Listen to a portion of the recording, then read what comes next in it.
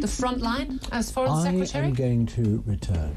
I am going to return. To the people from whence I came. Hello, I'm Peter Mandelson, and I'm proud to serve as His Majesty's British Ambassador to the United States of America. I feel a tremendous sense, a profound sense of sympathy for those people, those women who suffered as a result of his behaviour and his illegal criminal activities. And secondly, I regret very, very deeply indeed carrying on that association with him for far longer than I should have done. The Ambassador has repeatedly expressed his deep regret for his association with him. He's right to do so. I have confidence in him, and he's playing an important role in the UK-US relationship. Mandy's out 4 decades and 3 scandals, or 3 that we know about. Guess what? Number 10 knew all about it. They knew that he lived in Jeffrey Epstein's flat. Mandelson resigned from the Labour Party late last night over the allegation of a $75,000 set of payments to him from Epstein while he was business secretary, $10,000 to his now husband, a photo of him in his pants. This isn't just bad form. There are strong arguments here for him to be facing investigation over misconduct in public office. I knew of his association with Epstein, but had I known then what I know now, I'd have never appointed him. Breaking news that Lord Mandelson, Peter Mandelson, has now been arrested. So Mandy and Andy have now both had their collars felt. This is the establishment, the British establishment on trial. Came to us around about 5 o'clock when we learned that we saw footage of Peter Mandelson being led out of his London home in very exclusive Regent's Park by 3 coppers. Now we have all these allegations, we have all the documentation related to those allegations, which Downing Street is being forced to put out. The first tranche of it will be early next month.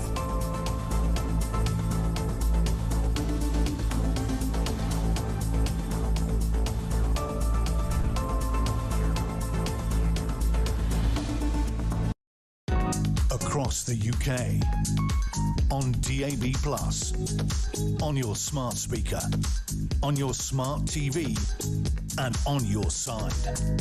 This is Talk.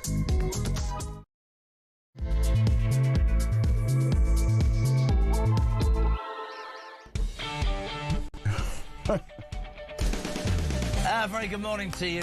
Sometimes I wish there was a camera backstage at the exact moment we were going live. Damien shot in front of me like you wouldn't believe to deliver the papers to our wonderful, wonderful breakfast newspaper review this morning. A very good morning to you. What is it? Thursday, the 2nd of April. You would talk, of course, the home of common sense and the home of the alarm clock Brit. That is certainly a phrase that is catching on, created by our very own Christian. Politicians are now using it. The alarm clock Brit. You know who you are. You've been up all night, you're heading home, or you're just up and about. You're getting ready to work. You go to work, you do your shift, you pay your bills, and still you feel in this damn country right now you're at the back of the queue. Everything's expensive, everything's becoming harder. You look at what's going on in Clapham and you think, has every part of what we are disappeared? Well, I'll tell you all about this station.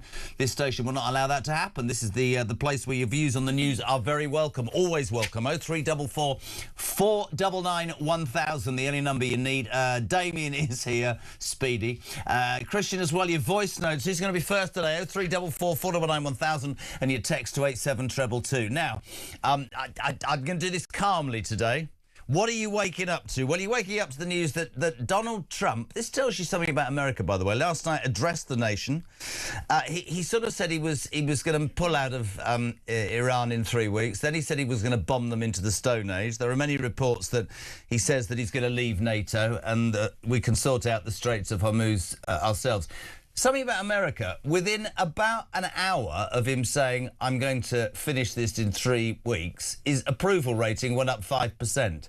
I think he just says anything now, but I tell you, I think the NATO thing's quite interesting. I said when he was elected, when he said, hold on a second, we're paying billions to support Europe and they're paying less. I do think, because of what he perceives to be a lack of support over Iran, that he will undoubtedly, in some way, seek some revenge. Morning, Donny. I can say tonight that we are on track to complete all of America's military objectives shortly, very shortly. We're going to hit them extremely hard over the next 2 to 3 weeks. We're going to bring them back to the Stone Ages where they belong. In the meantime, discussions are ongoing. Regime change was not our goal. Quite low-key for Donald Trump, and probably the flu. Talking low-key, back home, the Prime Minister, that hugely impressive individual, Keir Starmer, says that he seeks much closer ties with the European Union. I have long been convinced that he wants to reverse Brexit and will blame anything and anybody on what's going on in the country, but not himself. Your views on that? There are many sceptics, including myself. Whether you agree with Brexit or not, that's what the British public voted for, and we have a government who are doing all in their power to reverse that. 0344 499 1000. Hurrah! I never thought I'd say it on this show. Rachel Thieves, you know, Richard III, Rachel from Accounts. Finally, a bit of backbone. She apparently has caused a huge rift with Ed Miliband by saying that drilling in the North Sea is a must financially. Finally, somebody in the Labour government speaking some sense, because it does make sense, as we say most days, because we've got gold, liquid gold, but Ed Miliband doesn't want to use it. Rachel Reeves, fighting for her political life. It's a very interesting inspiration. Now, this will be the thing that gets you. I'm going to say it very carefully. You might have seen those appalling images of Clapham youths just running amok in masks the last couple of nights. 2 or 3 policemen going, "Oh, please don't do that." Signs of, you know, what is to come, I fear. I don't know whether it's a breakdown of the family unit, a lack of control. I was talking to a taxi driver yesterday. We were scared of the police. We were scared that they'd take you home to your mam and you'd be in trouble. Today's youth don't seem to feel like that. Despite the fact that, look, if you watch it on YouTube, you can see it, complete carnage. 400 youths looting shops, stealing cars. This was in Clapham. Sadiq Khan, ladies and gentlemen, says, and I quote, "London is a safe city and people are spreading false propaganda because it serves their interests." I spend a lot of time taking aim at Starmer, but this man, he's a horrible mayor. This man I don't know whether he doesn't understand, whether he just turns a blind eye. It is patently obvious what's going on as that teenage mob stormed Clapham High Street. Your mayor, our mayor, well, not my mayor, he says, "It's all false propaganda," Sadiq Khan. What an absolute lemon. 0344 499 1000. Text to 87222. Now, sometimes in radio and television, you meet somebody and they start off and they're very keen to do every job, and then they sort of transform. Regally, I would say. We say a very good morning. She's turned into a bit of a princess, actually. Samara Gill, looking like a proper newsreader. You were always a princess. I was just hiding under the cloak of other sort of disguises. Do you know what you do there? Oh, it's always a princess, to be honest, mate. Welcome to the show. How are you, darling? Good. How are you, JK? It's I'm great all right. to be here. Let's start with Sadiq Khan, because I can't. I watched Susan Hall ask him a question. He ignores it. He's so against what I perceive to be any ounce of common sense. How in the name of God can London be seen as a safe city with the crime rates, with the problems with knife crime, and then you see that teenage mob in Clapham High Street and he says it's false propaganda? I mean, it's Sadiq Stalin, isn't it? It really is. He's gaslighting the public into thinking that they're insane because they don't feel safe on the streets of London. But the reality is, I mean, you've got knife crime offences up. You know, 16,300. It's a 10-year high. I just wish people would hold on to that. A 10-year high of knife crime in London under Sadiq Khan. Fact, not propaganda. No, not propaganda like he's spewing. You've obviously, you know, he contorts some of the numbers. He doesn't like to go into women's safety when he publishes things on his Twitter page, which doesn't have any right of reply on, because you can't comment on it. You can't tell him that he's wrong. I mean, this man is seriously presiding over a horrific rule. I think he's been sort of chief of destroying London, and you know, we can see that with what Starmer's doing, trying to basically make sure that he's okay in the next section of his career by giving him that peerage, by making him Lord Sadiq, which has enraged most of the public because he's been failing upwards like most of the Labour cabinet. You know why I think he's doing that, right? Why? To buy off what the Greens are doing. The Greens have, if you look at Gorton and Denton, secured the Muslim vote, and I absolutely totally believe that this is political by Starmer. But the man himself, forget Starmer for a minute. Sadiq Khan pontificates, and he's always... The platitudes out of his mouth, it's all about, oh, you know, I care about this and I care about that. The fact of the matter is that many hundreds, thousands of Londoners would say the city is unsafe, the man is not in tune with what's going on. False propaganda. I would go respectfully as far as saying that Sadiq Khan will use anything in his power, whether it's... he just doesn't strike. I don't even know how he's been elected. And they're saying he will win again, for goodness sake. It's extraordinary. Do people in London not come out and vote? Because I think last time of the 12 million that could, only 1 million voted. Come out and vote is what I would say.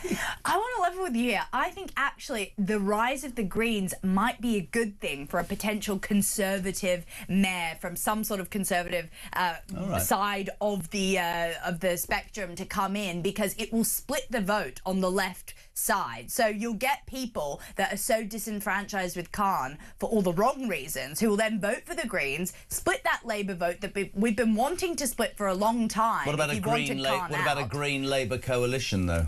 Oh, that would be doomsday. I'm moving to New Zealand, which is 30 years behind the rest of the world, to be fair. Do you think they'll collide, though? Do you think that's even a possibility? Because they've got so many ideological differences. I think you're very right. I was talking to somebody the other day from another party, and they were saying that it's all well and good for everybody to say, in the next election, you know, in 3 or 4 years' time, unless the Tories and Reform, one or the other, sit down together, the left, they're all gonna galvanise together, the Liberal Democrats and the Greens and the Labour. And he said to me quite simply, can you imagine those three writing, seriously, a manifesto? It wouldn't work. Well, you're already seeing fractions within the Green Party. You obviously had Zach Polanski and Hannah Spencer.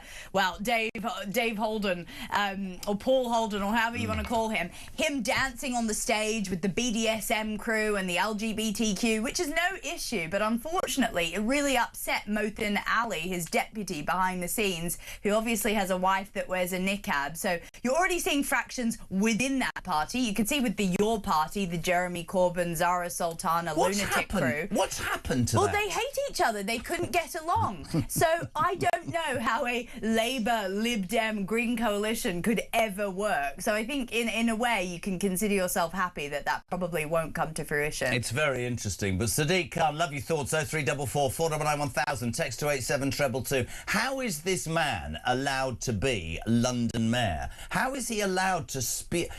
Just for YouTube people watching, I mean, there it is, hundreds of youths running amok, no police, and the London mayor says people are spreading false propaganda. No, Sadiq Khan, you're spreading false propaganda. Your entire approach is false. And the truth is, it's no good. Clapham mob, says Brian. Welcome to Khanland, the jewel in the crown within the third world state of Starmer in 2026. There's no crime here, no antisocial behaviour, no rape gangs, and just one big happy group of citizens enjoying themselves on an impromptu park run. And don't listen to those right-wing fascist propaganda aliens and people on talk and stuff like that, because they're just making it up. That's the truth, right? That's how Sadiq Khan sees it. What about this? Why don't we bring back national service? Everyone who leaves secondary school, boys and girls, get them to do 2 years national service. Bring it back, and no exceptions, including religion. I'll tell you exactly why that wouldn't work, because I suspect our military forces wouldn't give them the time of day. But there's a point there, I suppose. I don't know. I mean, you've got theft from a person up by over 200% in a decade. I mean, why are we letting this man just blatantly lie to us? And Londoners aren't stupid. They know. Why have they voted for him? Why did they re-vote for him then? They must have. I believe, and I'm not, you know, we have, as all responsible journalists, there are elections coming and we have to be very straight down the line. And I can say this categorically, whether it's nationally or locally.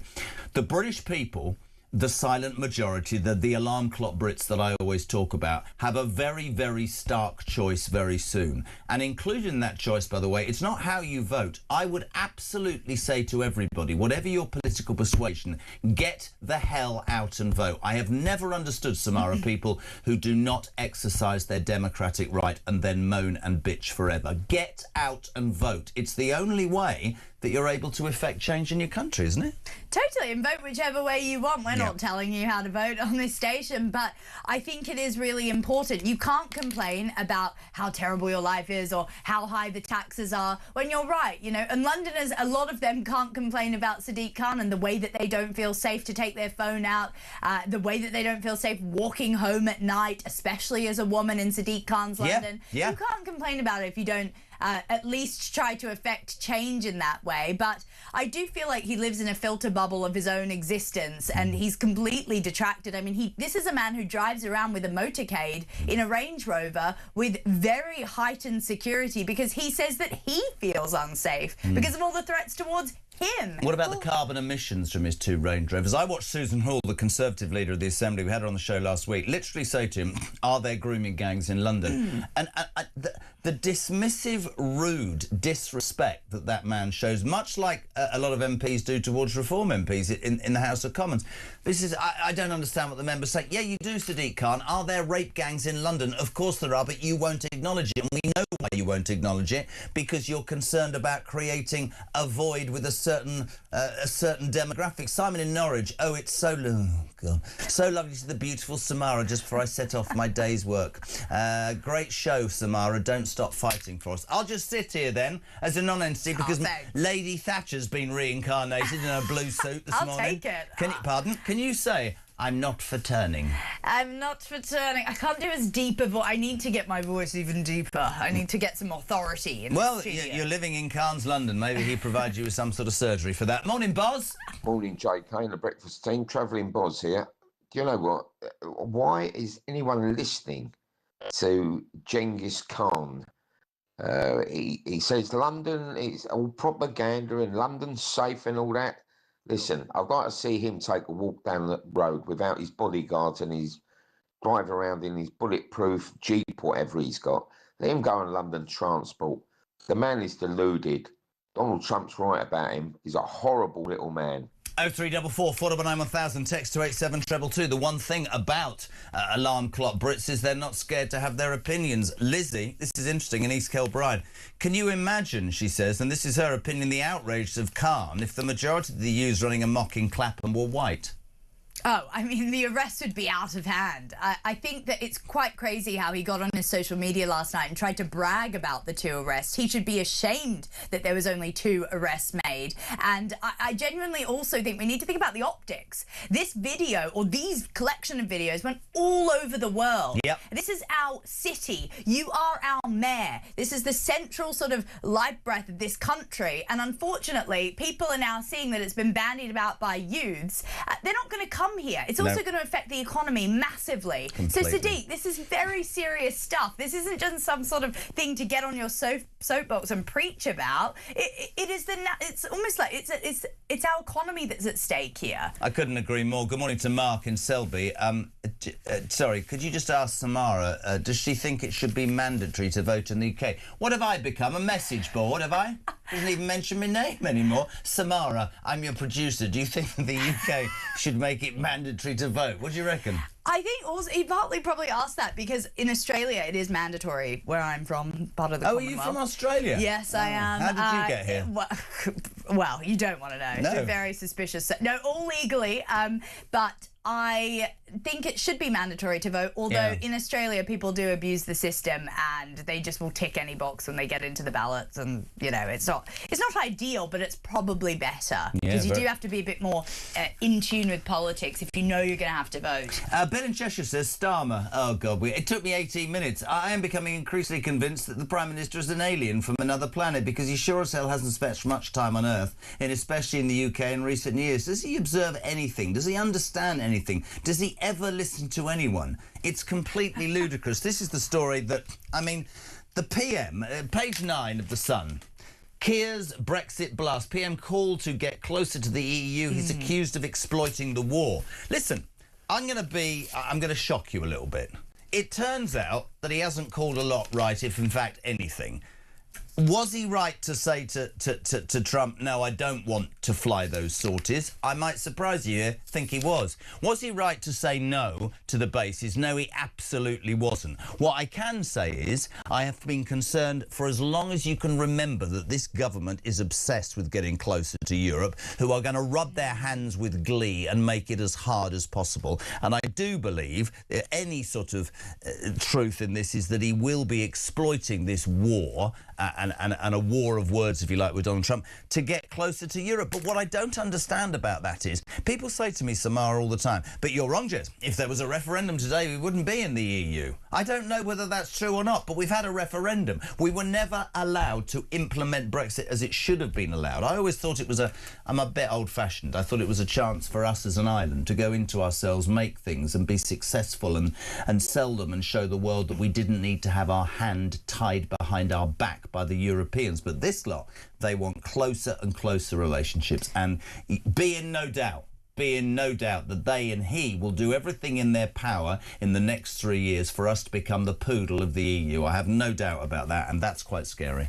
It is really scary, and obviously Starmer is inherently a globalist, and I don't mean that in the tinfoil hat sort of way. Yeah. I just mean the way that he's not that sort of careful about our sovereignty. No. He much more cares about being interconnected with Europe and the world, and that's how he sees things ideologically. It's a very human rights lawyer's approach, isn't it? Exactly, and it's quite scary in the times that we're living in right now, where it is all about borders and sovereignty and protecting what we have, and unfortunately he just doesn't see that. So I agree. I mean, he is exploiting the war like he's accused of. I mean, calling to get closer to the EU, when they announced that he was going to make that big announcement yesterday, I thought, oh, okay, maybe he'll show some backbone. Maybe he'll say he stands with the British people. No, he clearly stands with the EU, and that's what he was trying to say. And that's my point. That's my point about this government. I keep talking about political antennae, DNA, just being able to feel the vibe or feel the room. Khan and he are two of the same. They have an ideology that they're going to push through irrespective of the voting public. And I always sit here and I go somewhere every day, but you do realise you're not only going to go down as the worst Prime Minister in history, but you're going to be out on your backside by June. But if you said that to them, they wouldn't care, because they're so focused on how they see this is right, you're all wrong, this is how the world will be a better place. It's almost... It's impossible. It's like Miliband with net zero. You could sit all day and it's like water off a duck's back. It's a little bit scary, though, even when you see Carl Turner getting the whip removed, and you did that brilliant interview. He wasn't allowed on my show yesterday. Wait, he wasn't. Oh, then it must have been Times, our sister station, that I saw the quote from. But he... you know, he basically, it shows that he's got this sort of singular focus. Yep. It's like, how many times have we said, oh, he's going to resign today, he's going to resign? No, he's not, actually, because he does think in a sort of dictatorial way about how he's going to lead the country with his focus, and it's almost worse than someone who's dithering and dathering all over the place. He's actually got this sort of strange confected plan for the United Kingdom, and it seems to be us plummeting into the depths of despair, but in his mind it's the way that we need to go in order to triumph. It's scary days, and I think that Trump can sense that from a mile off and doesn't want anything to do with Starmer. But I agree, I think the two leaders have fractured massively, but are they going in the right direction?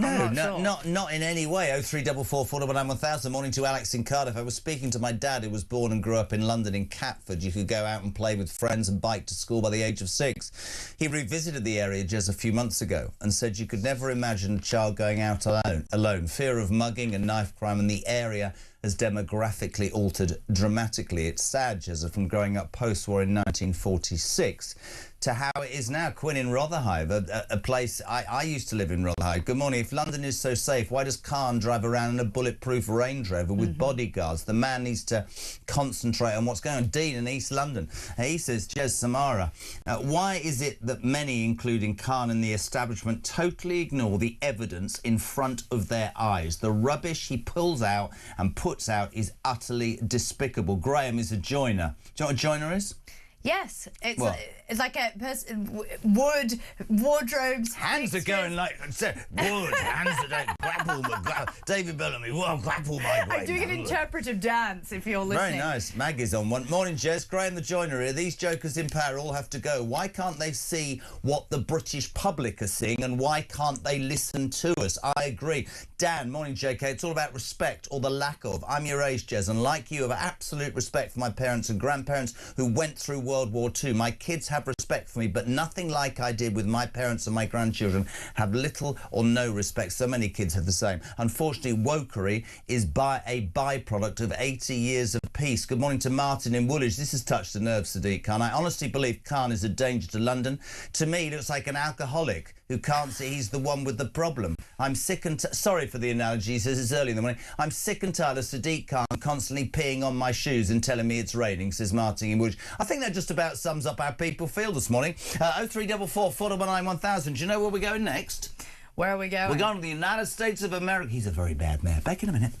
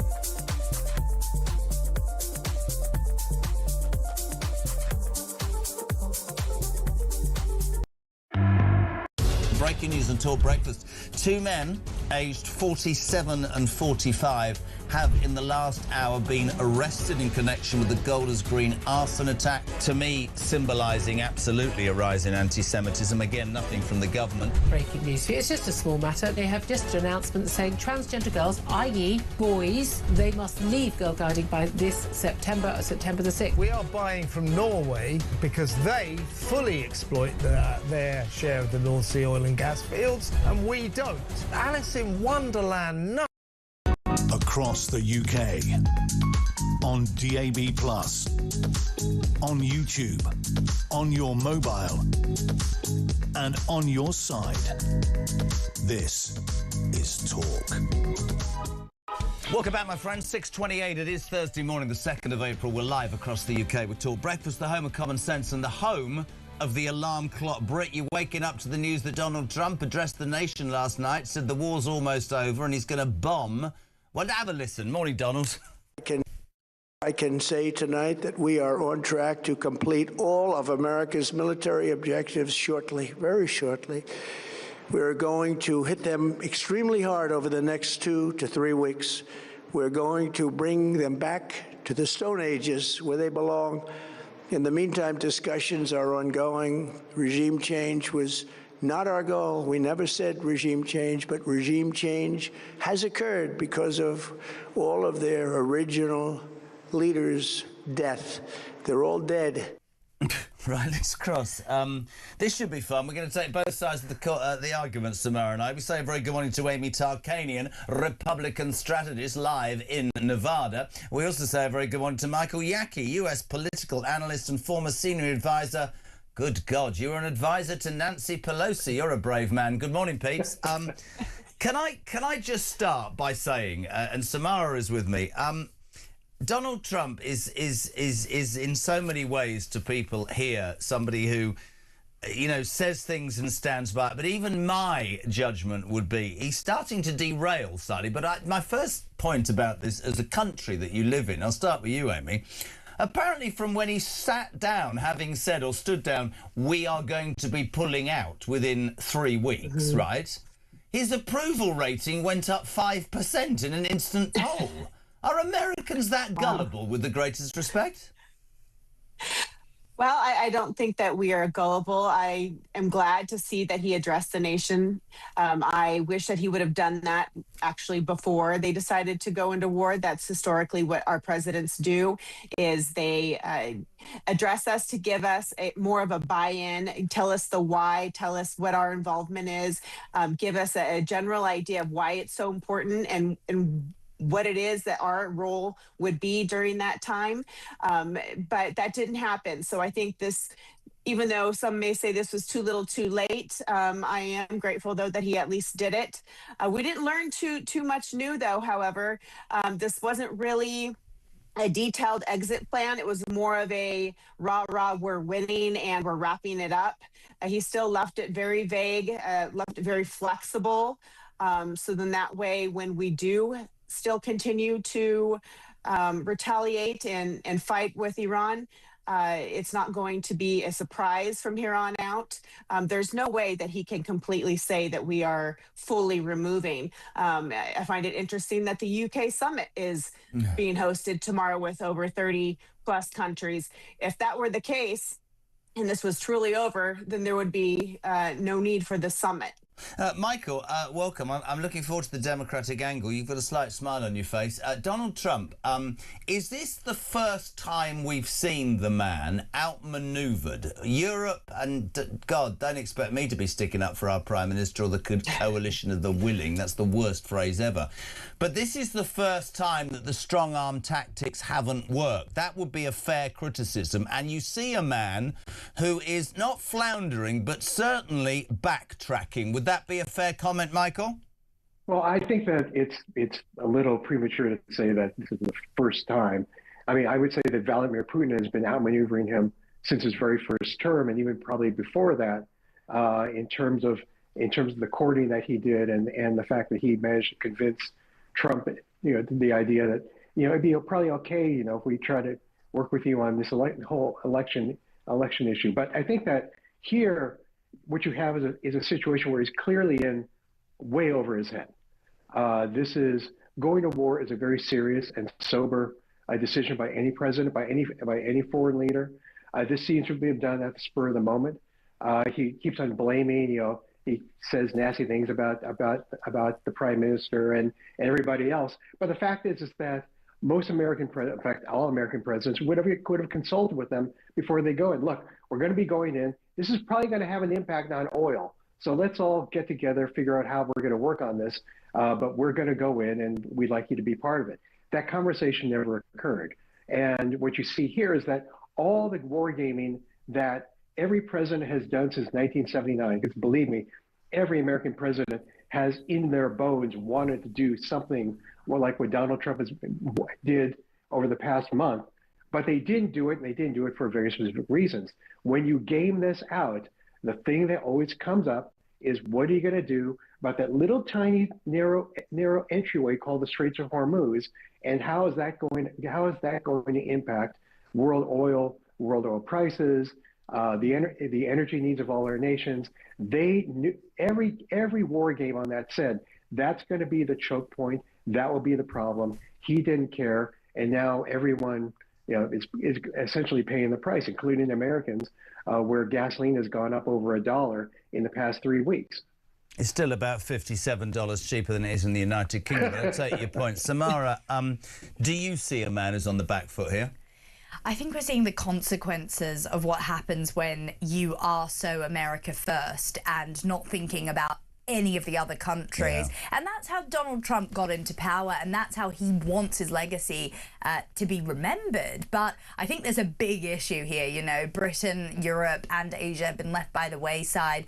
Trump has forgotten the #1 thing about war: know thy enemy. And I think he totally underestimated the power of the Middle East. If you think about it, America has never really been that successful within the Middle East. I think he saw the success of Venezuela, removing Maduro, putting in power Delcy Rodriguez. That's easy because that isn't really an ideology that you're replacing. But what you're dealing with here is Islamic fundamentalism, which you can't really curtail overnight, let's just say. And the Iranians are very smart people. They know what they're doing. They basically traded their nuclear capabilities for holding the world at ransom with their with the Strait of Hormuz and the oil. So I think they've actually managed to kind of strong-arm Trump in this situation, and he's now walking away. It's a very difficult situation. Amy, as a Republican, I know you've been critical of Donald Trump in the past. We've spoken many times, and we appreciate you being on the show. He's all about legacy. He's all about change, as Michael said, and Samara. It's all about strong-arm tactics. That has rather thrown itself back at him. Can he recover from this, do you think, in the eyes of the American people? Well, I think that's what we're witnessing. He's definitely making that attempt, and that's why he chose to address the nation, not just do a random press junket. So I think that makes it a huge difference in itself. You know, quick wars are definitely more favorable politically. We have midterm elections coming up, but now we're worried about what's the end for the long game.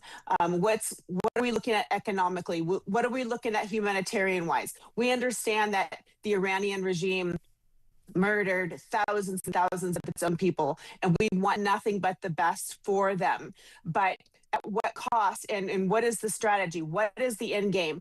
And the fact that we are moving the goalposts, or he's moving the goalposts with his messaging, his mixed messaging, has been a huge concern. And I think that's why he's now trying to say that this is going to end sooner than later, because he's getting big pushback from his own party. Michael, just to finish, grateful to you both. How would you describe Don? I mean, obviously you supported Nancy Pelosi, so you're slightly mad yourself, but I don't mean that badly. How do you see Donald Trump's presidency going so far, Michael? Well, look, I believe I love our country, and I support our country in terms of what it is we try to do. What Donald Trump is doing, though, is not that. And I think what's interesting is that he's actually betraying his own supporters. America First was meant to be what I think what Samara said in the earlier break about looking inward, about doing more production, and he's totally put that to the wayside. He's lost people like Marjorie Taylor Greene, which is really, really, really odd to think about, because of the fact that he's engaging in everything but looking at the American economy, looking at American production, looking at the kitchen table issues that got him elected. I was going to say, he got elected, didn't he, by saying that I will change and make better your economy for you, and I won't get embroiled in foreign wars. And that's the truth. Listen, right. I've said on many occasions on this show to everybody that there is much initially about Donald Trump that I admire, and I wish I had a leader in this country who had the backbone and the nous to say, this is what I'm going to do. You can disagree with me, but this is what I'm going to do, because that gives you sort of clarity of thought. Right. But there's no doubt, as the headline, he is being shunted. There's no doubt he's being strong-armed, and there's absolutely no doubt, whether it's through support of Russia or just the Iranian, a misjudgment by the Iranian people, that he is looking for an exit strategy. And well, you know, Jeremy, one thing I have admired about Donald Trump is that unpredictability can be an asset in leadership, because it means people can't just take you for granted.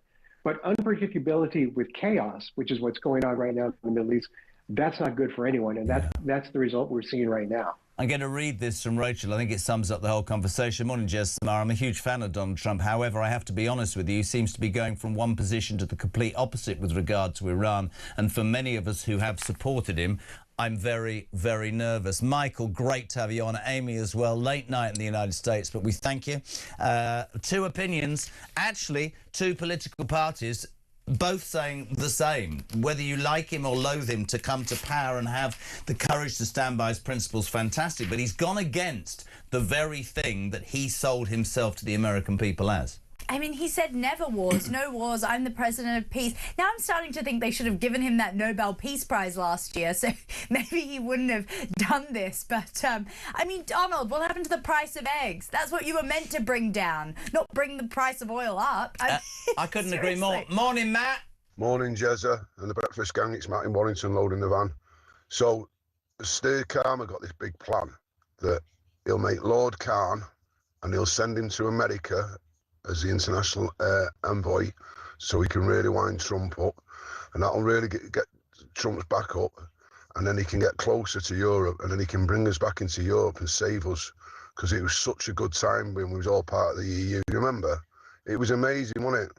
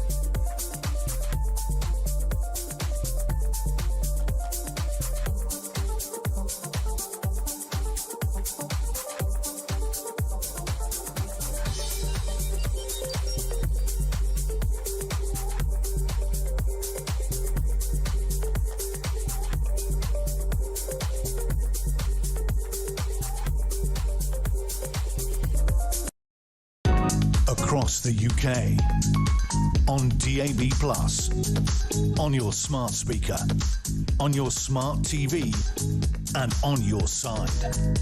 This is Talk. Welcome back. It's Talk, it's Breakfast, it's the home of common sense and free speech, and Lady Samara Gill is with us in her Lady Thatcher-inspired outfit this morning. We say a very good morning to Chris. Morning, Chrissy. Morning, Jezza. Morning, gorgeous Samara. Chris from Epsom. One thing that's been missed out at the moment as Starmer tries to sidle up closer to Europe, the EU have just taken a vote on arrest, detention and deportation of illegal immigrants. How's that going to fit in with Starmer's plan? It isn't going to fit in with his plan. These are the stories you're waking up to, that he wants to get closer to Europe. Donald Trump wants to move away from Europe, and NATO wants to bomb Iran into the Stone Age. London's a safe city, says the completely deranged Sadiq Khan. And in a minute, Rachel Reeves, who's finally shown a bit of backbone and reckons we should drill in the North Sea because she's skin. However, I bet you don't know what today is. Thank you, Dave H. One for the production team. Thursday, the 2nd of April, 1982... the Falkland Islands was invaded. That is 44 years ago. I'm grateful to still be here to remember those whose lives were lost. Would it be good, please, if you could mention the 255 and the 3 island civilians who aren't here but who are still remembered? There are still many, many hundreds who still hurt from back then on a daily basis. Thanks, Team Dave, Dorset, Royal Navy retired and a Falklands veteran. And Dave, very happy to make that mention. I'm going to tell you in a bit about a wonderful book I've been sent by a listener about what our Navy was. And without making it political, well, actually, I'm going to make it political. Whether you liked Thatcher or not, we managed to send 8,000 miles, a navy to reclaim land that was the United Kingdom's land. We faced losses, he's quite right, 255 and 3 civilian islanders, but we did what was right. Can you imagine, in the name of God, how people like Dave, veterans, genuinely look at where we're at today, having put their lives on the line 44 years ago? Not in a million years. Well, we just had to borrow from Germany, so that's where we're at. We had to borrow a couple of ships from them. So I think my low point of the year was the let's send a boat to Akrotiri because, you know, we've been bombed by the Iranians. And it wasn't just that it took HMS dragging your feet 3 weeks, right? What really got me was the landlocked country that is Luxembourg is landlocked and got a boat there sooner. Of course, and by the time it arrived, Trump had then changed his stance. So, I mean, it's rusty at the back. It's effectively like sending a wheelchair into battle. Yeah. I mean, it's embarrassment. Loads of you getting involved. Morning, Dan. Trump secured US energy by going into Venezuela first and foremost. He doesn't give a toss about the Iranian regime. It was always about stopping oil and gas. I think, ultimately, he'll come out on top and say it's good business for America. Margaret, it seems the UK is broken. The rampage in London by young people, the burning of ambulances, the murders and rapes of young women, and all gets forgotten when the next incident happens. Couldn't agree more. Morning to Carl in Derbyshire. I'm absolutely sick to the back teeth of Donald Trump's BS now. I fear this big orange half, which is going to put Nigel Farage's progress back. Nigel seriously needs to distance himself from this whole mess, and soon. I've been reading about this, that as the tide turns against Trump, what is the reform leader going to do? Thoughts? You know, I think Nigel's actually been pretty... he's had a lot of conviction when he's spoken about his disagreements with Trump. I mean, that friendship doesn't mean that they can't actually stick up for their own countries. I think Nigel probably made a bit of a misstep agreeing with him at first with this war, but then he's backtracked on that and he's actually sided with the British people. So I think when it comes to that friendship, it does seem like Farage will put the country first. If you listened to me a month ago and you listen to me today, I would be able to be accused of exactly the same. What I didn't know at the time, and I'm being completely straight, was we thought that Starmer had simply said no to anything. The truth was he said no to being involved, but then he pontificated about the bases. I'd have given the bases to the Americans in a heartbeat, OK? In a heartbeat. Was it wise to go in? In hindsight, probably not. I don't know. It's interesting. Jez, on the theme of the orange man, trust the plan always, says Simon in Durham. You see, people like that will say that actually it's one. I wonder, Jay, if Keir Starmer has been approached by the Guinness World Records yet to receive his award for the most hated person. Great show, Samara, and your co-host is slightly mediocre. Do you want to hear a story about the most hated man in the world? This is absolutely true. At the height of the Jeremy Kyle show, my agent rang me one day, it's brilliant, and said, Jess, GQ have done an article, what is it, a poll, and it's the most hated man in the world, and Pol Pot came 5th, and Adolf Hitler came 4th. And the Ayatollah, do you know, I think it was the Ayatollah Khomeini came 3rd, you came 2nd, and Osama bin Laden came 1st. And he actually said to me, you can't even win that, you idiot. And then, this is dead true, it's in my study, when Saddam Hussein was taken out by the Americans, I got given the GQ Most Hated Person in the World award posthumously. And I've got it in my study. Alongside Cavonia, who once voted me Gob SHIT of the year, and they gave me a lifetime supply, so there you go. I mean, you know, most hated man in England, nothing, Sadiq Khan. Conquer the world, me old son. Can we talk about Rachel Reeves? I mean, this is extraordinary. Yeah, speaking of hated. Yes, I mean... Rachel, front of the Telegraph, Rachel Reeves backs North Sea drilling as she opens up rift with Miliband. Now, many people who believe, and quite rightly, that she is joined at the hip with Keir Starmer and as his political sort of future starts to wander southwards, is this a move deliberately to save her own back? Because that's the first common sense thing that's come out the Chancellor's mouth ever, isn't it? Well, is this a move to get rid of Miliband in some sort of way? Because he's vying up for the job. I think he'd really like to be Prime Minister, and that really would be quite terrible. That would be the end. I mean, look... He's calling the shots, Ed Miliband. He is definitely calling the shots. He is. I mean, what I would say is, Rachel, too little too late. Like, it is over now. We have crossed the line. The ship has effectively sailed. You can't No, now it hasn't. It's not ready to sail. Well, Don't be so rude. But you can't now be rowing back what you've been saying for years about net zero now that you're actually feeling the economic pressures of things. I mean, she's reminding me of a teenager who's socialist for their teen years and then comes back into capitalism and conservatism after they actually face the pressures and pay a bit of tax on their pay slip. Well, she's skin. She's skin, isn't she? She's skin, and she can see herself. But the thing about Miliband, Sam, he doesn't. Just watch this yesterday. It's a bit like Khan, and very much like Starmer. No part of common sense gets through to this man. Morning, Ed. Those people who say new exploration licenses, which is the issue people are talking about, will somehow create huge amounts of energy for us. But what does that clip say? The clip doesn't say anything. I think that clip was wrong. But basically, he said they're wrong. So giving a licence to drill oil and gas that we own, taking it out of the ground and selling it to give us money, according to Ed Miliband, is not sensible at all.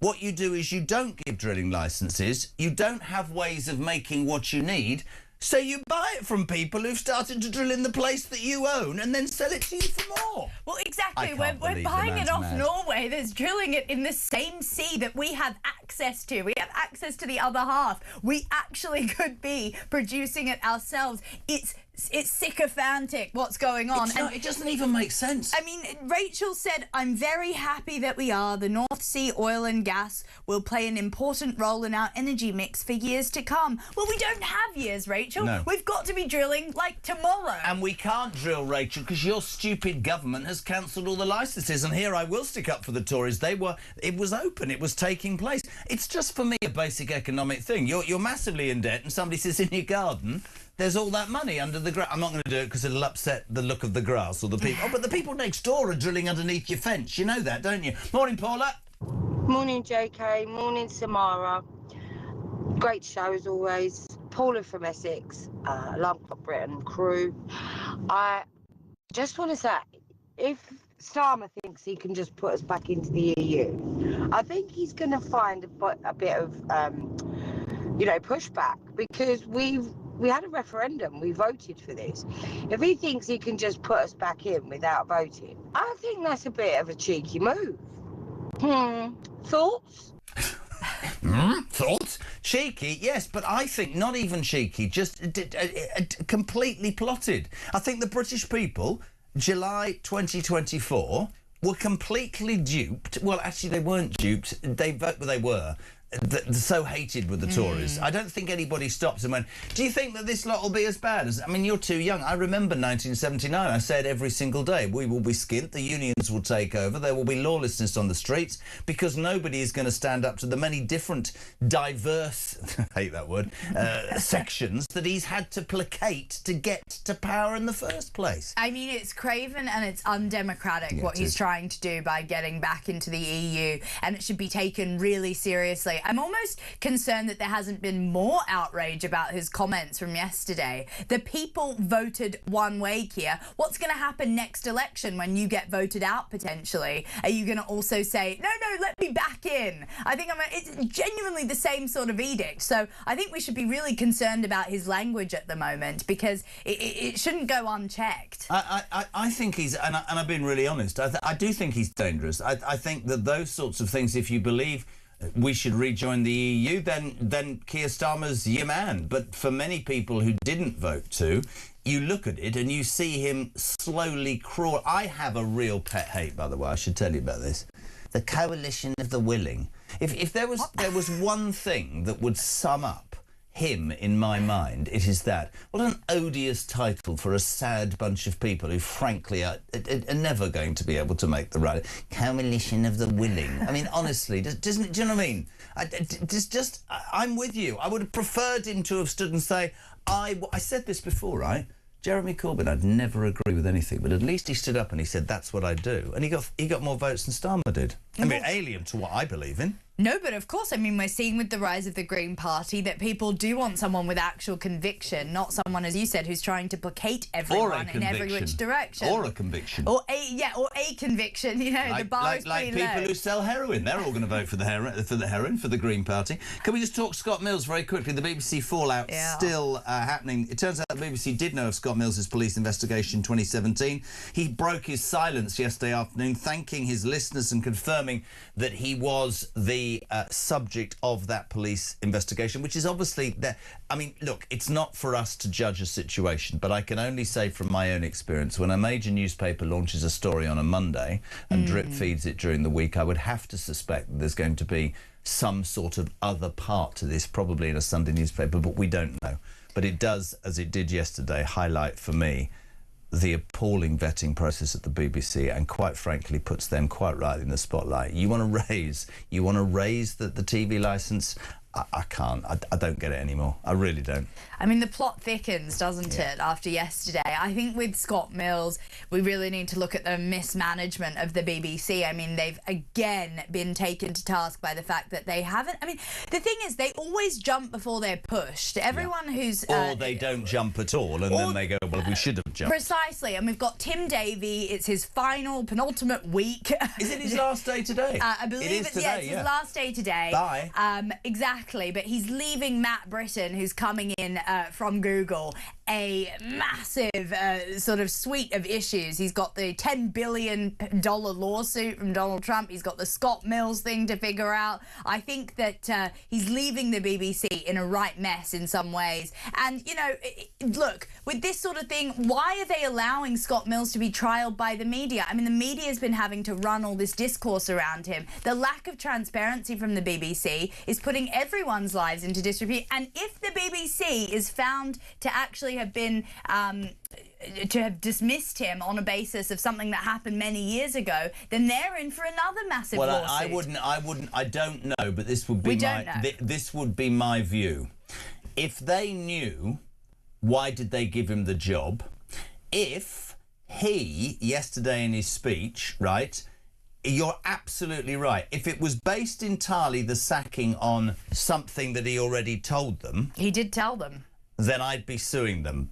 But I think the fact that it was quite a placatory statement, and I have to tread very carefully, would point to the fact that there could maybe be more to this story. That's all I can at this moment hold on to. But listen, I don't want to talk about Scott Mills.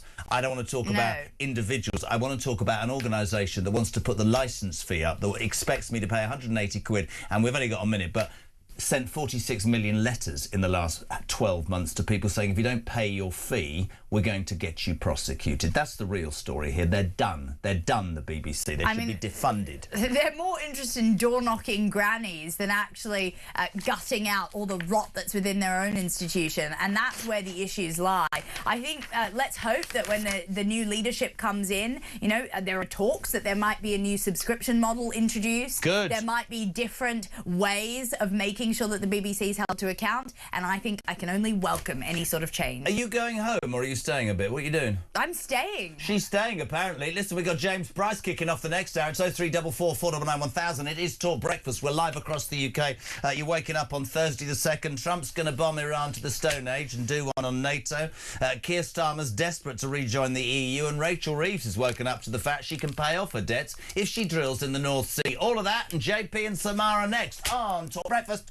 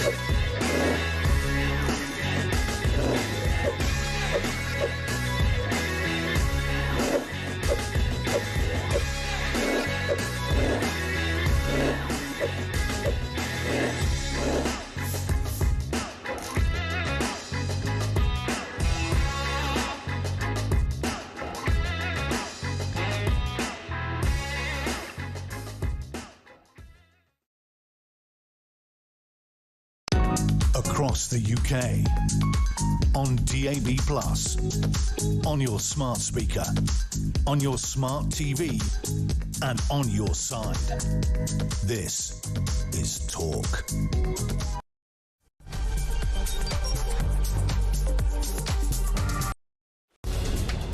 Labour MPs, they say, listen, Keir, your position is untenable. This is all about appointing that rat, Peter Mandelson. We've now had another resignation from number 10. The plot is sickening, the noose is tightening. His failings are internal. He's useless, incompetent, has no political judgment. This is all part of Starmer's reset, getting rid of his inner circle. So Chris Wormold, we think fairly reluctantly, has stepped down. What an absolutely crazy week for Keir Starmer. His second cabinet secretary, gone. His third chief of staff, gone. His fourth director of communications, gone.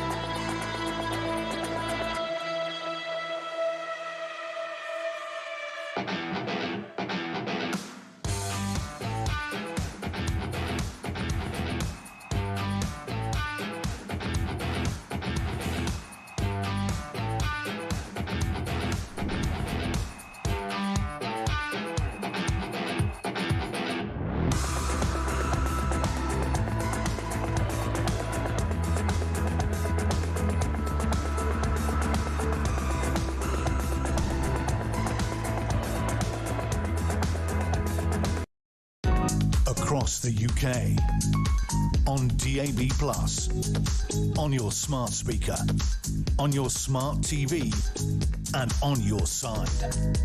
This is Talk.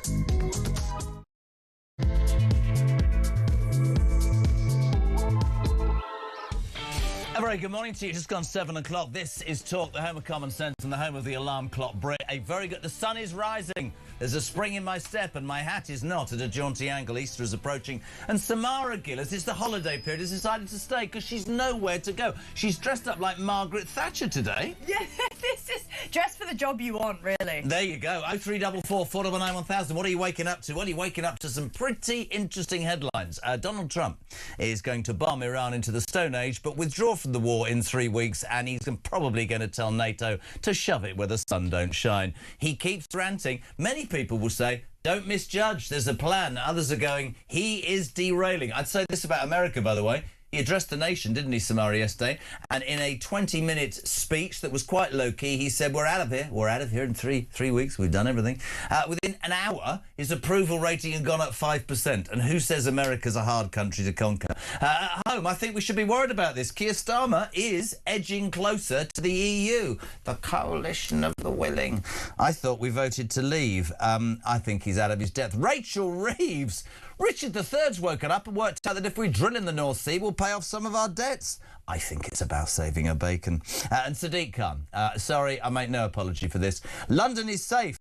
That teenage mob that stormed Clapham, 300 of them, right? That didn't happen. This is false propaganda spread by the far right to make people think that London's not great. What, so what, they're just actors, are they? All these kids running around, Sadiq Khan, you liar. Liar, liar, pants on fire. Good morning, El. Morning, Jezza. If you listen to my voice notes that go back a year, I've been saying this from the very beginning. He hates England, Starmer does. He wants to go back into Europe. This is a great way for him to do it, but he also wants us to be part of the European army. So he's run us down, so we're going to have to rejoin to be part of that. So all these people who are saying they don't like the idea of war, your young boys will be, they're 18, they're going to be conscripted soon. You watch. I don't think Can you imagine? How old can he be conscripted to? Is 62? Right, yeah, bring it in. Fine, fantastic. That's a great idea. 0344 499 1000. Morning to Rob, me old mucker in Newcastle. We'll play yours in a minute. Christian's on it. But we say good morning to... I love this man. There are many people that we speak to on the show, but this man, he reminds me of a younger me and a bit like my dad. Love him. James Price, former government advisor. Morning, boy. Well, how can it get any better than that? I should just sign off now and pretend to have internet issues. God bless you, my friend. Everything good. Samara, dressed like Mrs. Thatcher this morning, James. Have you noticed in the blue suit, like she's going to start sort of holding a rally or something? It's absolutely fantastic. Can Samara do the impression is the question. You might notice over my head here, that is an original 1979 Conservative Party manifesto, obviously next to the Bible, because I'm just that mad. So, Samara, we need to work at this. You might turn, the lady's not for turning. There are all I'll say is... No, just do the impression. There are two people. There is Jesus Christ and Margaret Thatcher, and one of them was a carpenter. I mean, genuinely, so... I would only say our current Prime Minister's the son of a toolmaker, but anyway, let's move on. JP, can we talk firstly about the deranged human being? And I'm not being rude, that is Sadiq Khan. You, I know, have moved out to the country. I don't live in London. Samara does, but... those scenes the other day in Clapham, and many people saying that many of the faces on screen were not white. I'm not getting embroiled in that, but I will say this. A mob rule. Cars being attacked, shops being invaded, looting, one or two police sort of wandering around saying, please stop. This was apparently inspired by the internet, by social media. Sadiq Khan, after that, look at that policeman. Oh, would you mind shutting up? Just put the cufflinks on and drag them away. Sadiq Khan, is that London is the safest city and people are simply spreading false propaganda because it serves their interests, James Price.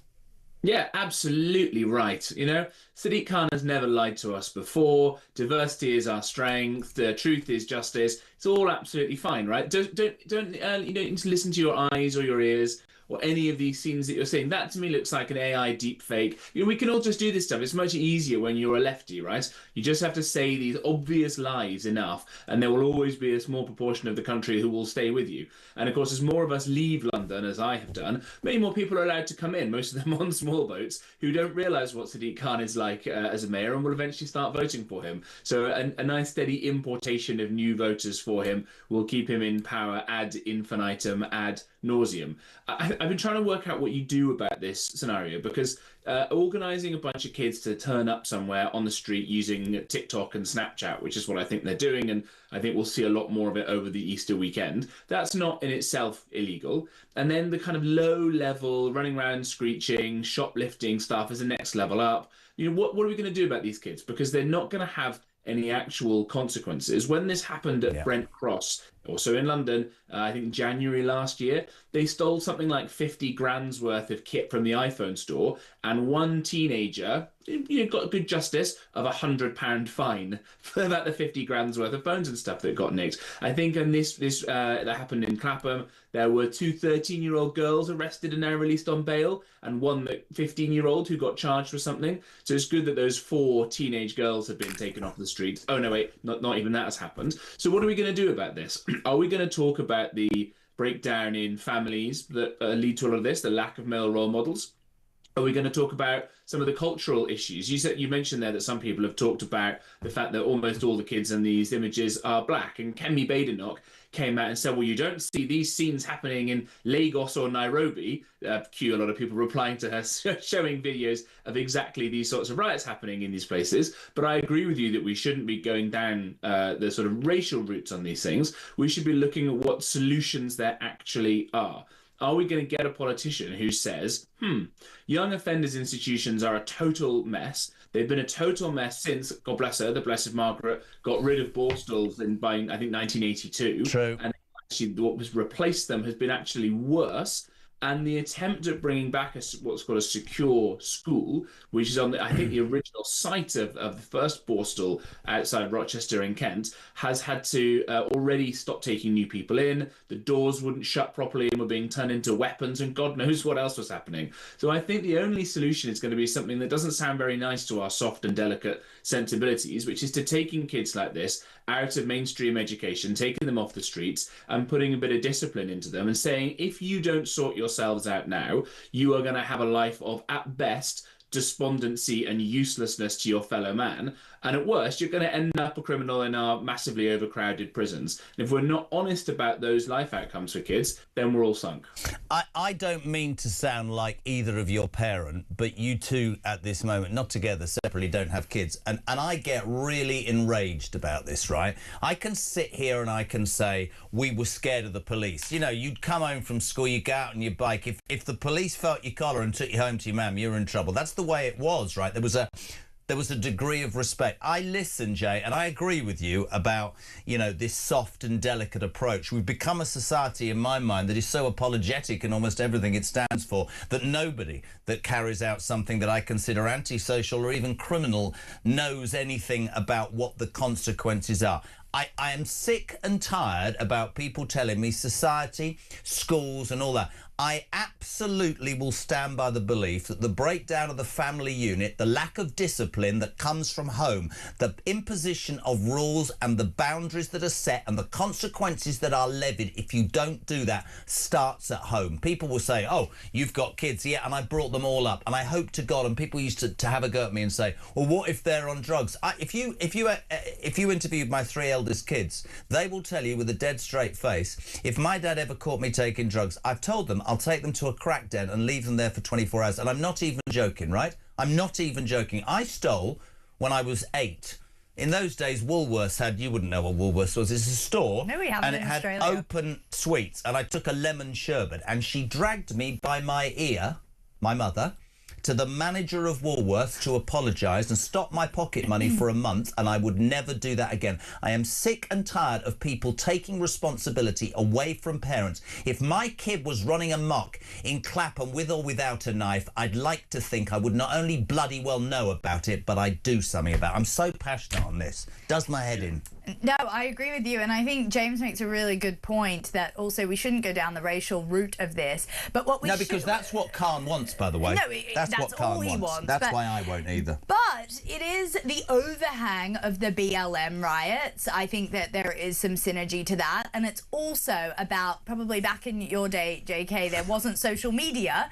There wasn't even electricity. Dear. Well, these things are called link-ups, apparently. So right. they're all organised on sort of Facebook and Instagram and online chat groups, and that's how they were able to meet in these vast, big numbers and create. But then, so if much they debauchery. do turn up, if you know the police are going to feel your collar or throw you in somewhere for the night, you're not going to do it. There's no consequences, is there, guys? Jay, there isn't, is there? There isn't.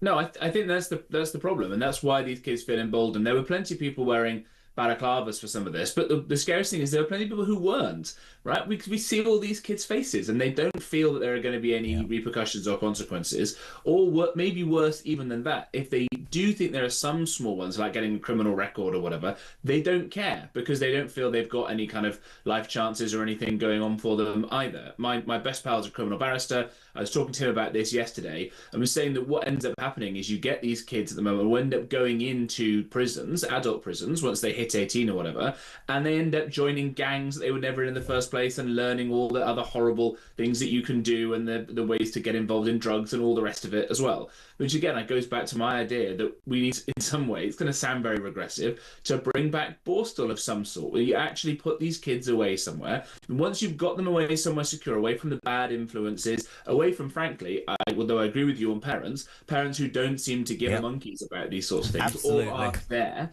and then you can say, right, okay, Your parents have failed you, and society up to this point, to some extent, has failed you, because a lot of these people are just still children. And I know there are a lot of trans activists who want to give children lots of agency, certainly enough to chop their bits off. Sorry for talking about that at this time of the morning, but they are children. Just had a They do have banana community as well. responsibility, and therefore we should put these kids somewhere safe, and we should knock some sense into them, metaphorically, of course. I honestly, I couldn't listen to this, right, guys? Nigel Brown, morning, Jez. So these kids can do whatever they seemingly want in Clapham. However, there are people still in prison who dared to protest over the murder and maiming of children in Southport. Oh, goodness. I mean, let me just ask you one question. Do you know what the top job that children want these days is? Every time they're polled, it's YouTuber. Now, it used to be. I did a poll once when I was on the television. You asked kids what they wanted to be. Jay, you'd love this, and the top answer was famous. Yeah, famous honestly, YouTuber. honestly. No, but I actually think we need to look into this as well, because this is what they're basing their behaviour off, what they see online. You've got these TikTokers, these YouTubers who go around and rabble-rouse and don't face the consequences of it. They do it all the time in the US. When you look at the violence online, and I'm not really calling for a police state where we go and, you know, start locking up those who go and do silly things, but I do really think that this is actually a symptom and a consequence of online culture and the way that people are being totally held up within our society now for doing horrible things. I don't recognise, honestly, I talk about him a lot, the old man. I'm turning into, I'm beginning to not recognise, right, this country, just some of the values that I always took for granted, Jay, have dissipated. I don't know. I mean, yes, absolutely, I agree with you, Samara. High-tech companies. By the way, most of these influencers, it's the con kids. That's what it is. I've listened and watched, but what I call traditional values, how can you expect... people say, well, these poor kids have nowhere to go. We had to go to work. They can sign on. I remember somebody once saying to me on a show, there's more credence doing this than getting an ASBO. I've slapped a couple of policemen, but I don't care. That would never have happened 30 years ago. And we laugh at it because it's so stupid, but it's happening. Yeah, I think this idea that, oh, there's not enough youth centres, this is what you'll see. I guarantee you, Labour politicians, not enough youth clubs, not enough foosball tables, all the rest of it. It's just complete nonsense. And I think it was George W. Bush who coined this term, the soft bigotry of low expectations. There's no reason to suggest that any of these kids running around South London have an excuse to do this. When I was growing up, my parents were very busy building up their business, that, by the way, saved loads of lives and it was a great thing to do. I entertained myself to some extent. I'd sit there and read a book. I'd go and find some friends. You go and do this. And if these kids don't feel they can do that, then they do need either parents to hit them, hit them again metaphorically, with some consequences. And if the parents aren't there to do it, the state should reprimand them. And again, there should be some system for doing this. This is the difficulty. When the system has already failed, you can't really have the kind of nice, cuddly, liberal, laissez-faire attitude. You've got to do something a bit different. And I could just use the example very briefly in El Salvador, which I like to talk about a lot. He likes El Salvador. El Salvador was the most dangerous place on earth.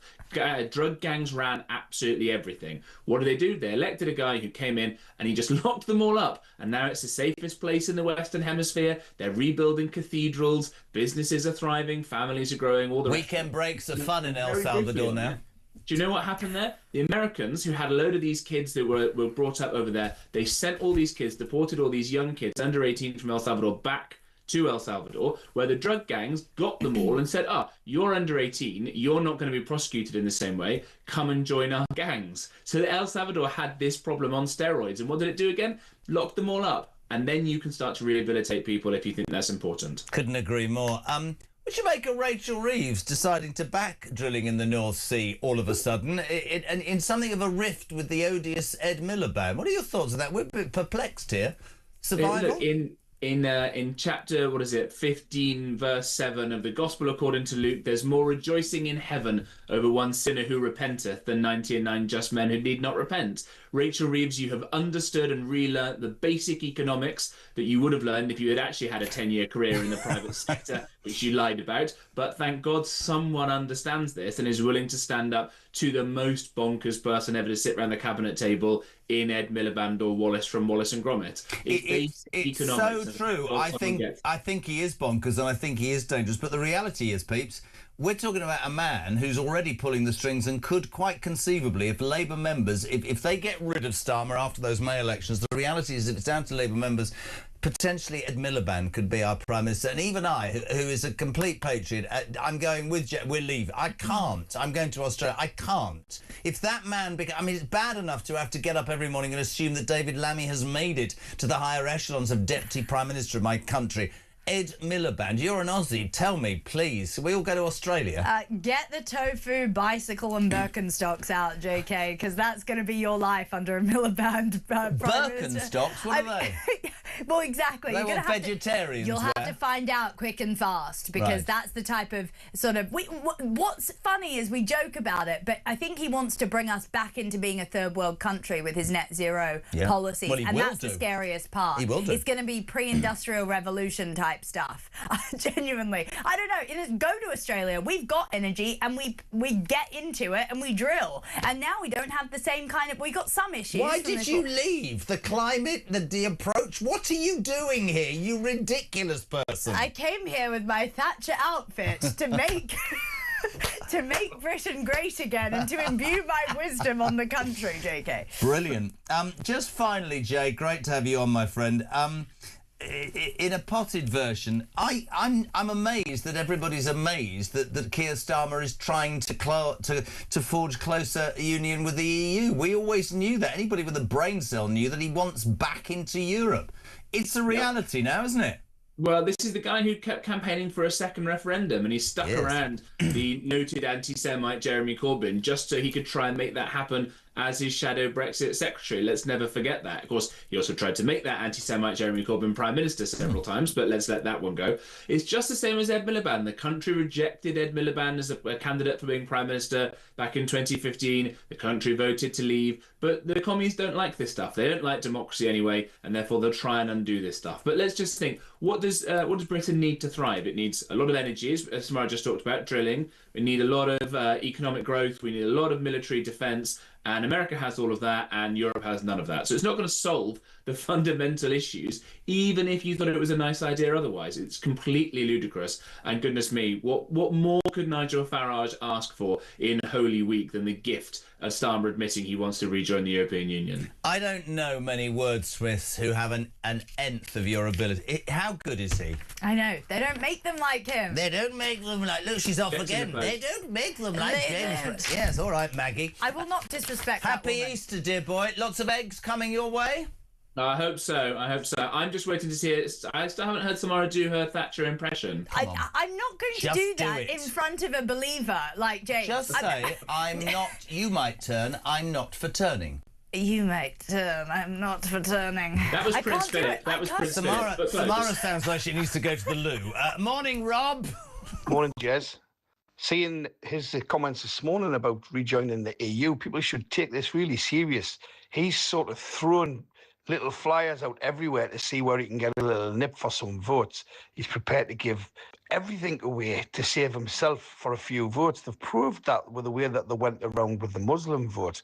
You saw desperation that they're prepared to sell this country down the road to try to keep some sort of power by giving people the vote who shouldn't have it.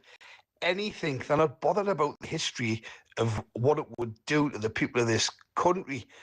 Everybody should watch very carefully what he's just said there, because he's a nutcase and he's prepared to do anything to try to save himself. Good morning, everyone.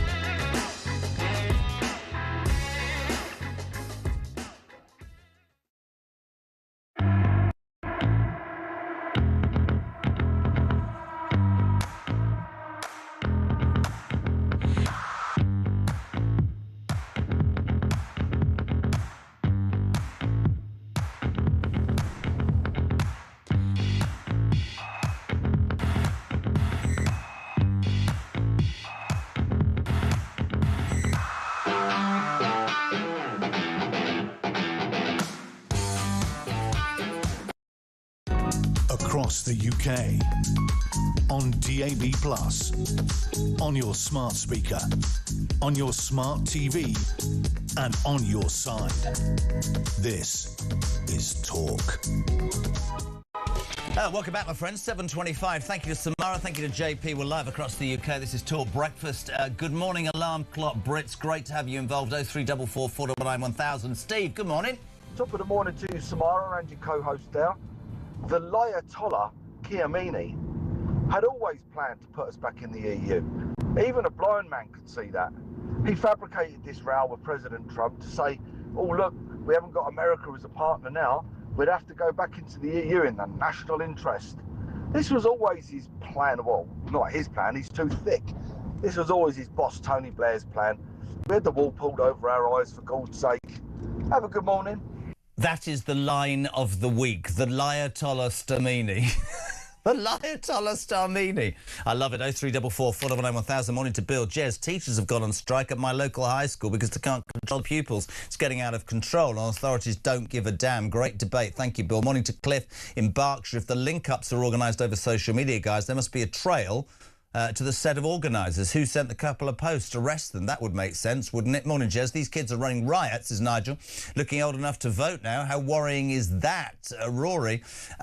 Most of those young thugs will be having countless subsidised kids before they're 16, as did their parents. And what do you think they'll be taught? You're right, exactly the same thing. Morning, Alex. You have to wonder what TikTok and China controlling the algorithm. Do you seriously think they might create an algorithm that make things like this, see what we saw in Clapham, happen regularly? You know, people will go, oh, that's a little bit far-fetched, but you have to wonder what's going on.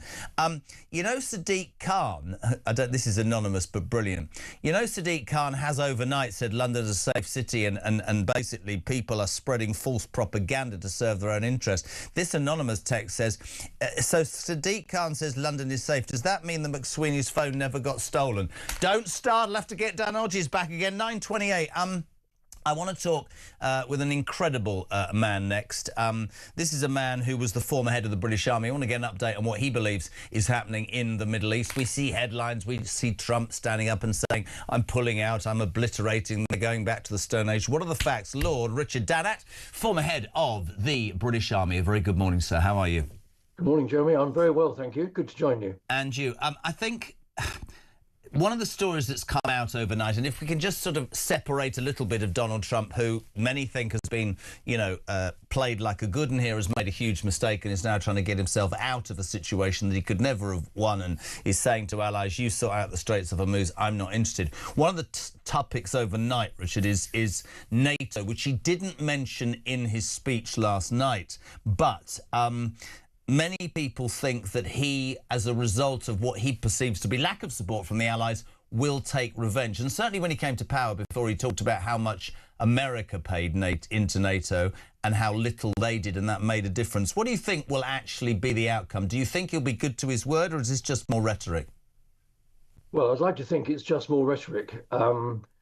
In one way, he's right. I think most people would agree that European countries have not paid enough for our own collective security over the years, and certainly not since the end of the Cold War. So to that extent, and just to that extent only, Donald Trump has got a point that we European countries have got to spend more on our own defence. Now, is he going to make good on his threat to leave NATO? I don't think so, and I certainly hope that he doesn't. NATO needs North America, NATO needs the United States, and it needs Canada as part of our collective defensive arrangements.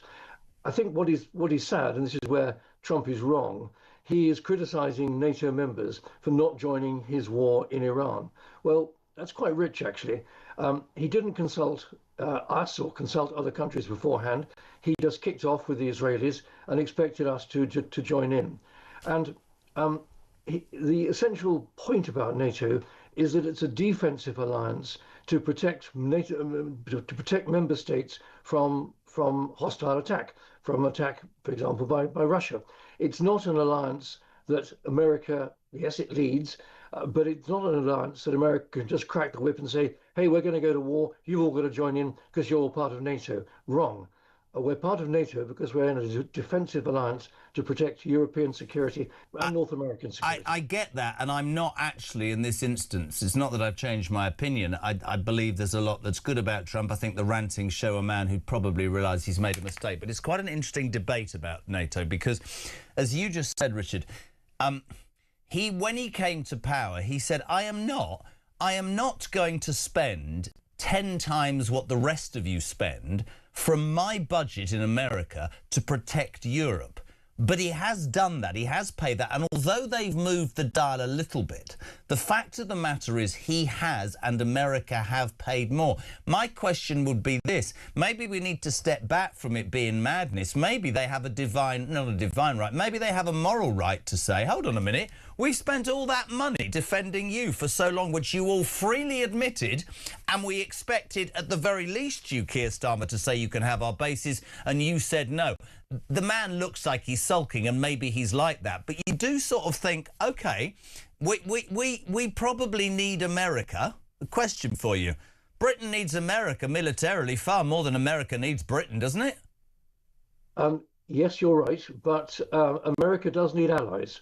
I mean, I think to come back to your main point, Donald Trump is right that America has been paying over the odds for the collective security of Europe. And European countries, and some of them are getting on with it now. The Germans and the Poles are increasing their defence budget enormously. The Baltic countries, because they're very close to the threat of Russia, they're increasing their defence budget. And are we? No, we're not. Our politicians are talking about it, but they're not doing it. And that is an issue that's got to be addressed and addressed pretty quickly. The government's got to publish its defence investment plan very soon and show how we're going to get to 3% of GDP to be spent on defence by 2029 and 3.5% by the next parliament. But I mean, I think that's the point. Maybe that gives Donald Trump not the right, but the leg room to say, hold on a minute, I've spent all this money and only now are you coming round to either the belief or the action that you need to step up to the plate. I have a right to expect you to dance to my tune because I've been protecting you lot for years. That's the other side of the argument, isn't it? It's the other side of the argument, and actually he's correct as far as that is concerned. But you can't carry it quite as far as one might like to carry it by saying just because the United States has been paying over the odds for NATO, that therefore NATO members should dance to his tune and join in this war. Now, I think. Do you think NATO's fit for purpose? Genuine question. Yes, I do, actually. There's a structure of NATO, the leadership of NATO, the concepts behind NATO are good. Where NATO is not fit for purpose, it's the same discussion, is that not enough member states are paying a sufficient amount of their national wealth towards their defence budgets to make sure that their contributions to NATO's overall capability is good enough. And we are in the naughty corner as far as that is concerned. We, the UK, our contribution to NATO looks great on paper, but we haven't rounded it out with the cash to provide the hard fighting power that we should be doing so. But just to come back to, I think, the other point, at the start of this war, Keir Starmer was wrong, and he missed the big picture when the United States said, can we use the American bases that you provide for us on British soil? Keir Starmer said no, and he was missing the big picture. That he might be narrowly right, looking through his legal lens, that this war hadn't had United Nations Security Council backing. So he said, no, you can't use the bases. But he was overlooking the fact that America needed us at that moment, and he hesitated. Now, he's changed his mind subsequently. Well, he always does, doesn't he? Yeah. But he was wrong in that instance and actually overlooked the big picture that America had a problem. We were part of the solution to that, to use the bases that we provide.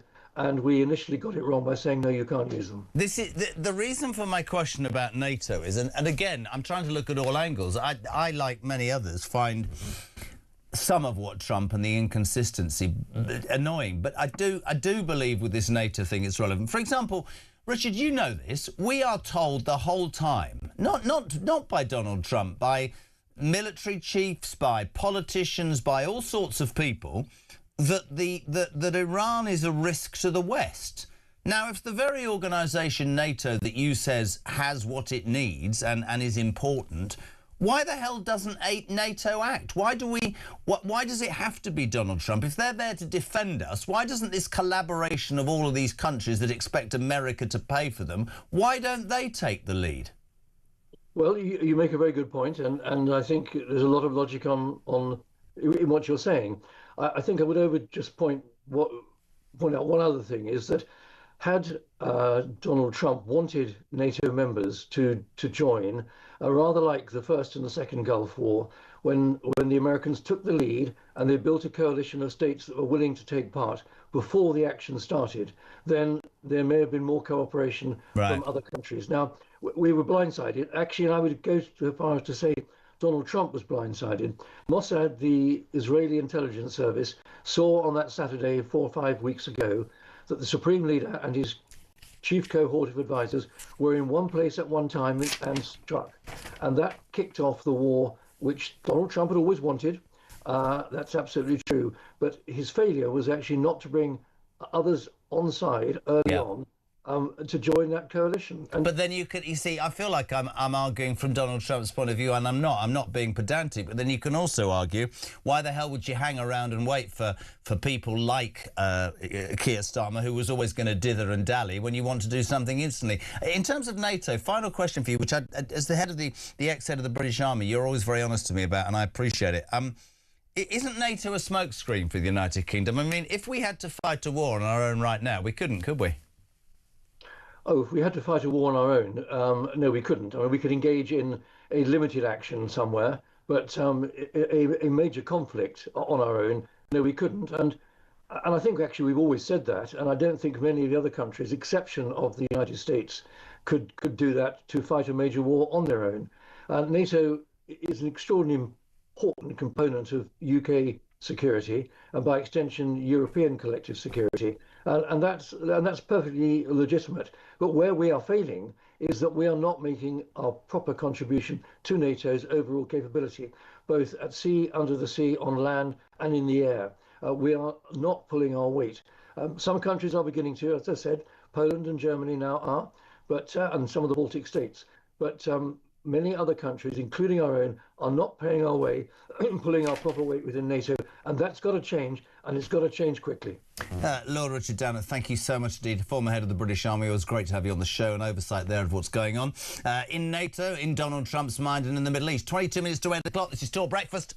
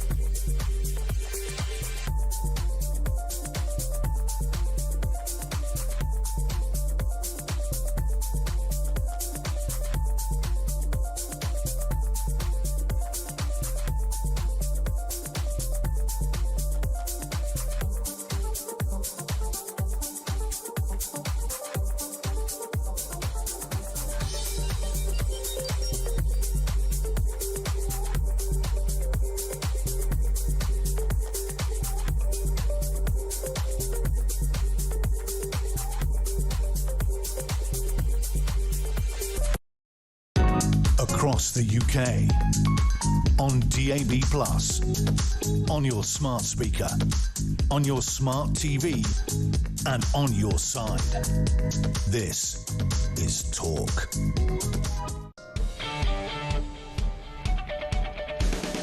Welcome back, 20 minutes to 8 o'clock. The conversations backstage, as I call them, are extraordinary. 0344 419 1000.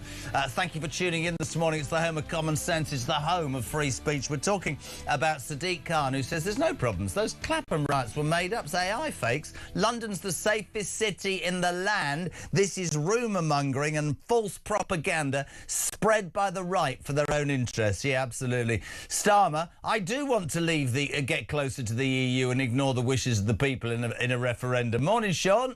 Morning, Jeremy. Sean from Grimsby here.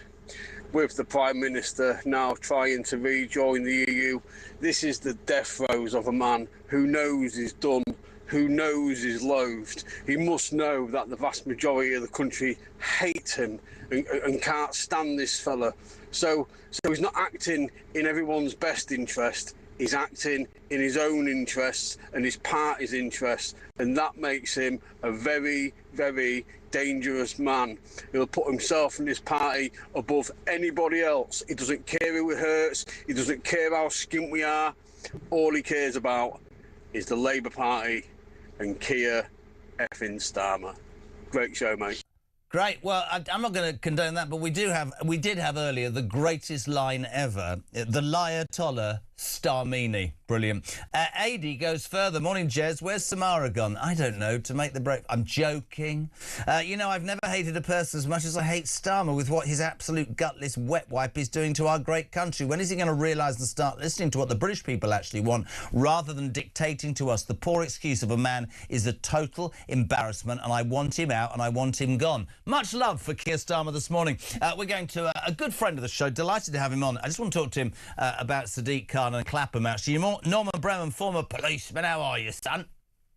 Not bad, Jeremy. How are you? All right? Yeah, I always think you look like a proper copper, Norm. Can you do me a favour? You know those AI fake images of Clapham where kids weren't running amok and looting shops and stealing cars and behaving disgracefully? Because that's what Sadiq Khan says. He says this is just conspiracy and propaganda spread by people for their own narrative. He's mad. This that we see on screen, this that we hear about, I fear, as a parent, as a citizen, is going to become more and more prevalent. Norman, how do we stop this? Because this is wrong on every level. No, I mean, to tell you the truth, we can't. And the reason why we can't, we don't have the police service that we once had. We don't have robust policing.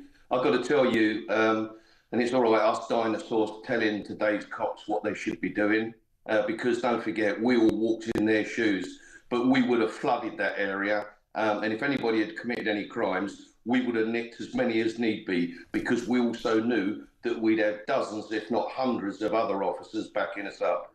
Today, you're barely likely to see one police car turn up. As you saw the other day, hundreds of these young school kids, 13, 14, 15, 16 years of age, running amok. Fortunately, they didn't do mass theft. Fortunately, they didn't do mass robbery. But unless this is nipped in the bud, that's exactly what's coming. And when we talk about... Sorry, Jeremy, carry on. Is London lawless then in your mind? Oh, absolutely. Don't forget, Jeremy, I've been in policing and law and order for 50 years. I was the first police officer in history to break from the ranks whilst a serving officer and go to the media and warn them of what was coming. I wanted society to wake up to what we as frontline police officers saw as the criminal justice system being in a complete and utter mess. I predicted the knives crime epidemic 30 years ago. Here we are, we have the epidemic. We have shoplifting epidemic. We had 112,000 mobile phones stolen. 88,000 were in London. Mayfair the other day, they are all being targeted, a lot of the residents that live there. Street robbery is an everyday occurrence.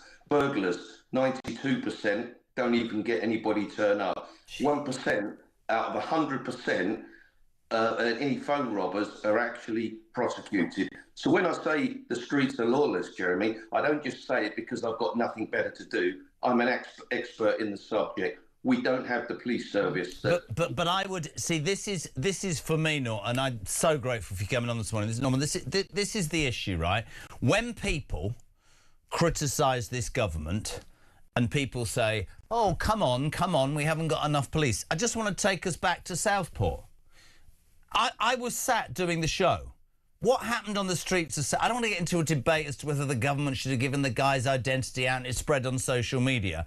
But what was extraordinary after the riots in Southport, and there were some far-right thugs, but the fact was, right, Starmer labelled every single person far-right.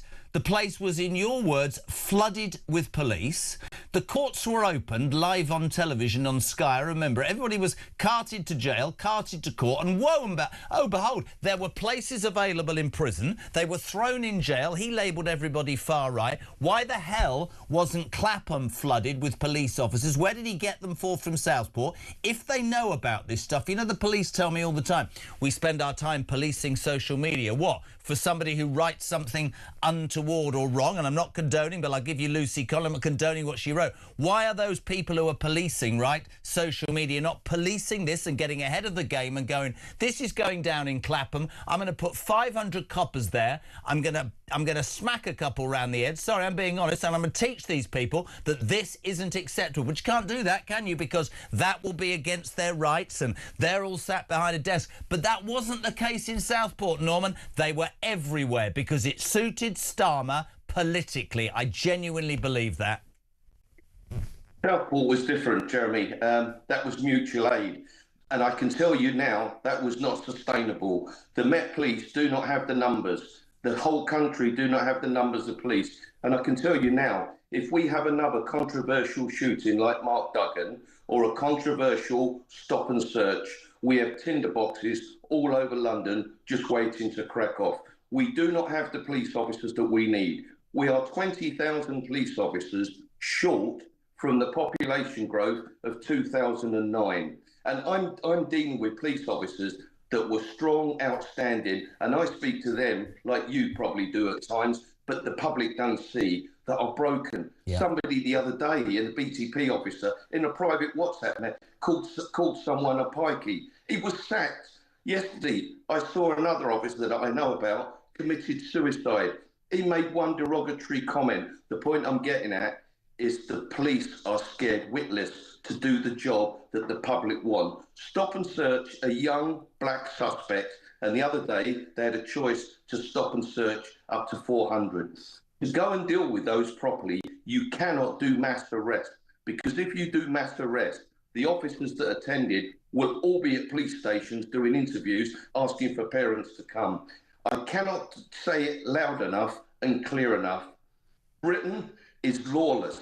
There are areas of London that are no-go areas.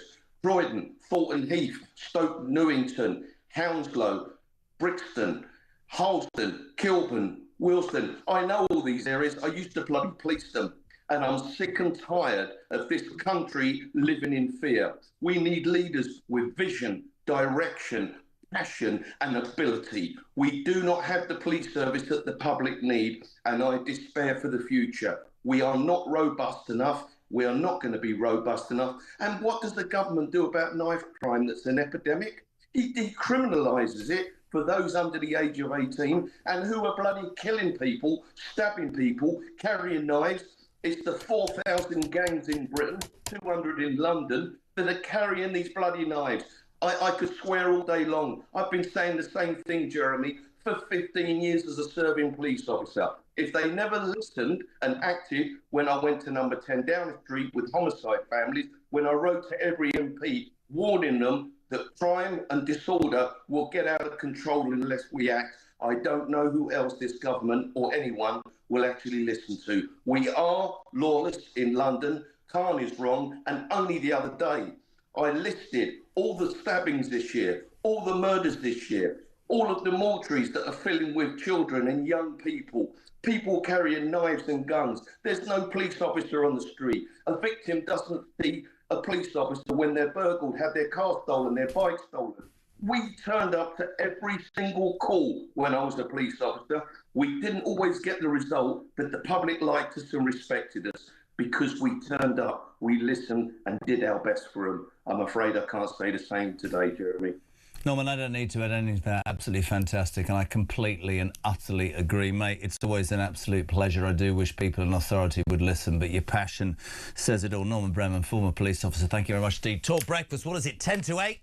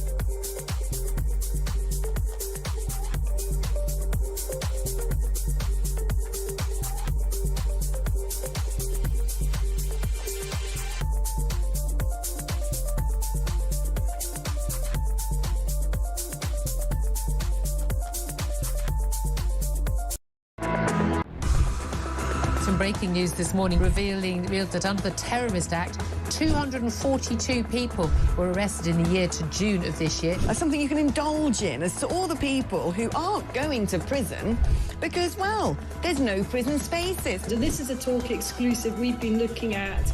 I said, you take these cuffs off me and speak to me like a human being rather than a common criminal.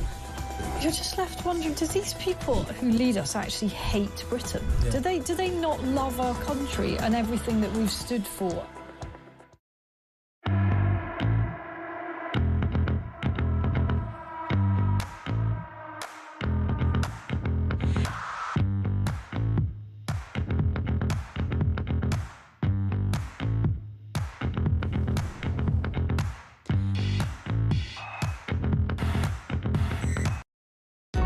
Across the UK, on DAB+, on your smart speaker, on your smart TV, and on your side. This is Talk.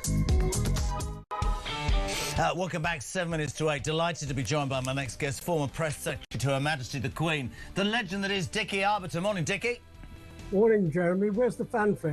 Well, what do you mean, where's the fanfare? Is that... It's all I've got. It's cheap, Dickie. Everything's changed, man. We don't have the money anymore. What's happening? So you tell me what's happening. Interesting picture in the Mail today, page 11, I think it is. Lost in thought. Ashen-faced Andrew's car outing. As CPS give police advice over investigation, prosecutors, Dickie, are working with the police probing Andrew Mountbatten, Windsor and Mandelson's links to Epstein. Is that usual? It sounds pretty unusual to me. It sounds unusual because we've never heard about it, but the CPS do have a special criminal unit which is there for advice. And it's obvious that the Met Police and Thames Valley Police both are investigating both Mandelson and Andrew Mountbatten Windsor, and the police forces have asked for advice. As we know, they have messed up so many times. So many cases have been thrown out by the CPS through lack of investigation or lack of procedure. And I think both the Met and Thames Valley want to get this absolutely right, having sort of stormed in with very high-profile arrests of Andrew Mountbatten Windsor firstly, and then Peter Mandelson. Do you believe that charges, let's talk Andrew Mountbatten Windsor, do you believe that charges are going to happen against him, yes or no? I can't say yes and I can't say no, and I'm not sitting on the fence. Misconduct in public duty is very, very difficult to prove, and it could take ages. There was a report a few weeks ago that they're looking into the whole question of corruption. Whether that is something that will stand up, I really don't know. I'm not in on the investigation. The police have got a very difficult job to do, whether it's the Met or Thames Valley, and they're going to have to make up their minds which direction they're going. And that's why I think they've gone to the CPS. I said this the other day and people looked at me like I'm mad, and I'm hoping that you won't. There's no court case that can survive for Andrew Mountbatten Windsor. He's got an absolute out, which anybody with a brain cell knows. Paul Burrell used it. All he has to do in a court that's run by the monarch is simply say, if he ever had to, via video link or on the stand, when the charges are read out, I told my brother or I told my mother. And like Burrell, everything will drop down. We're talking about a man, are we not, who is morally corrupt. I think we've moved on considerably since the early noughties, and I don't believe the whole business of Burrell having told the monarch and the monarch suddenly remembering. I think this was all a way of stopping the King, then Prince of Wales, being summoned to the court to give evidence. We've moved on since then.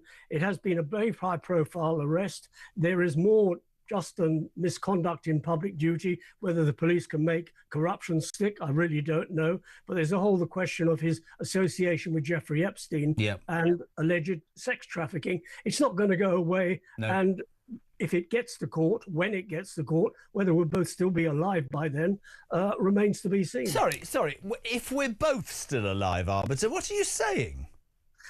Well, you're not exactly a spring chicken, are you? I am compared to you, my old son, that's for sure.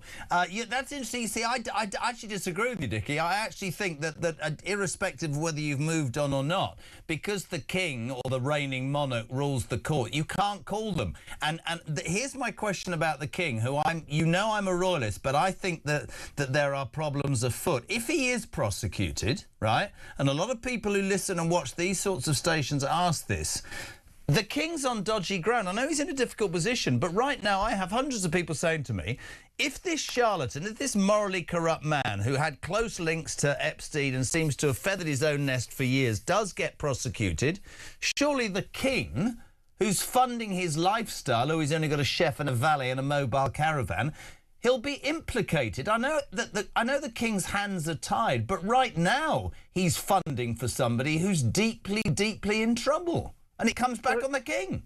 Yeah, well, he's probably funding. I think lifestyle is a bit rich. There's not much of a lifestyle stuck at Sandringham. Well, Dickie, tell that to people who get up at 6 a.m. to work and pay taxes. They think living in a 5-bedroom house on Sandringham's quite good. Yeah, I agree with you, but you use the word lifestyle, and I'm having a go at that because he hasn't got a lifestyle. No. But in terms of the King, knowing what happened, I doubt he did. Andrew played everything very close to the chest. He didn't tell anybody anything. He wouldn't even tell his own staff unless there was a need to know. And most of the time, there wasn't a need to know. But how did he? This is again, you know me, I'm probably more royal than you, right? Royalist as a royalist. But what did his brother and his late mother think when he pitched up and went, can I have 12 million quid, please? I mean, are there people who can ask? I mean, they would have asked questions, or are you saying no, that he'd have pulled the wool over their eyes? Well, they would have asked questions, and 12 million quid is a bit rich. I mean, it's a figure that's as a myth has become a fact. If it was any millions, it was probably nearer 2 or 3 million. But yeah, question would have been asked. He would have fudged the issue. It's a very difficult one. We weren't there. I'm not in a position to say, and I wasn't a fly on the wall, what was said and what wasn't said. But it does raise questions. Why was money given, irrespective of how much it was, and what questions were asked at the time? Do you think that, just for all my listeners always ask, do you think the King has cut ties? Do you think he still speaks to him behind the scenes? Any idea of what the relationship is today, Dickie? I think the relationship is very frosty. It would be frosty, given that the King has stripped him of everything. Everything that he held dear, his position, his home, his titles, all his military associations. He stripped him bare. I mean, all he's got are the clothes he stands up in and that his birth names. He's got nothing else. Final very quick question, and bless you for coming on. Are they on speaking terms, yes or no? Probably. Yeah. Dickie, love you, man. Although much older than me, so never make that joke again. We'll have you on very soon. Thank you so much indeed. The legend that is Dickie Arbiter. What is it? Almost 8 o'clock. 0344 499 1000 is the number. Sarah Vine next after the news on Talk.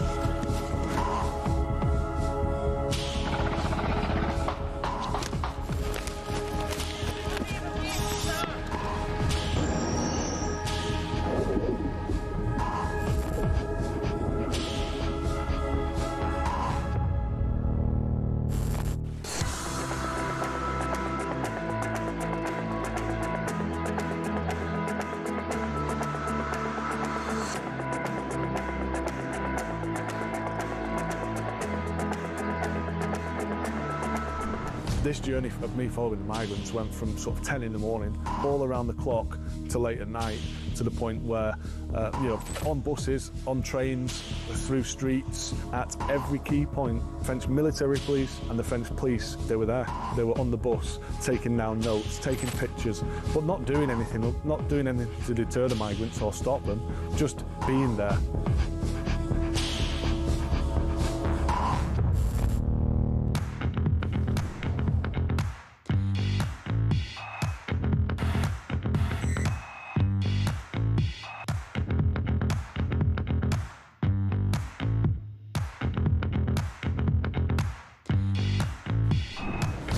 I was sat in the tent and he was showing me through photos of his phone, scrolling through.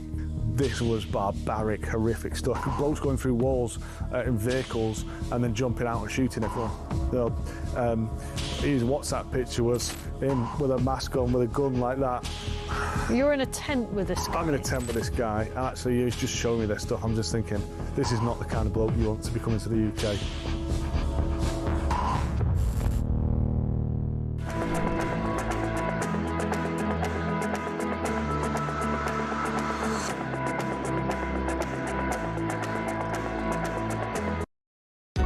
Across the UK, on DAB+, on your smart speaker, on your smart TV, and on your side. This is Talk.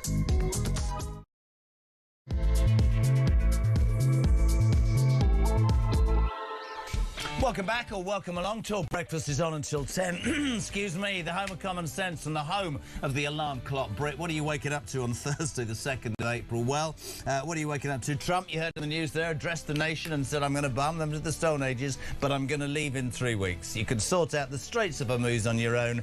I'm done.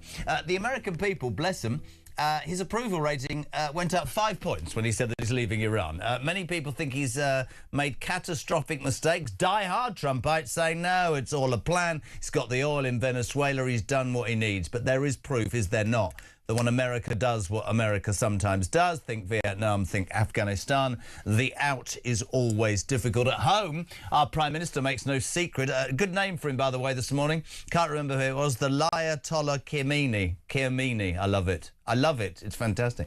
He wants closer links with the EU, despite the fact we had a referendum saying we shouldn't have done that. Also, his deputy, his Chancellor, Rachel Reeves. So I don't know whether she's had a brain transformation in the last 24 hours. She suddenly decided that we should drill in the North Sea. In a rift with Ed Miliband, she says that's the way to financial security.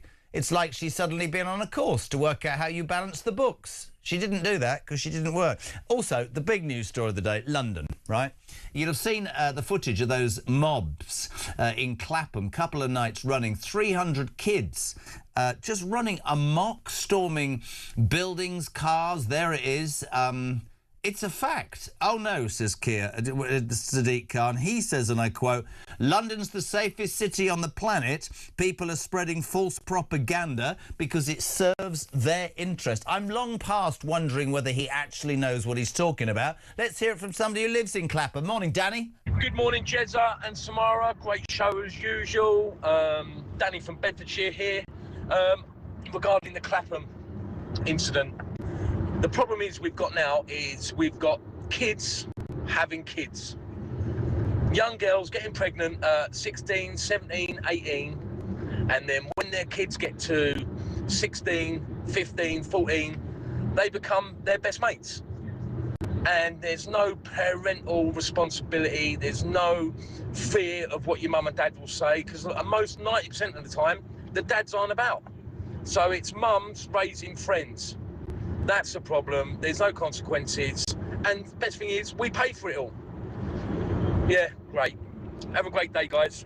Keith Alderson adds to that. Jez, so where were the community leaders in Clapham? Most of those rampaging young people in Clapham won't have parents. The father is usually absent or unknown. Keith in Oxford Street. I've got a really, really strong feeling about this, which I'm going to put to my next guest. This is the highlight of my week. Everybody knows that. I'm like a starstruck fan. Sarah Vine, good morning. Good morning, sir. How are you? I'm all right. I'm not allowed to use a certain word, but where are your cats this morning? Any news?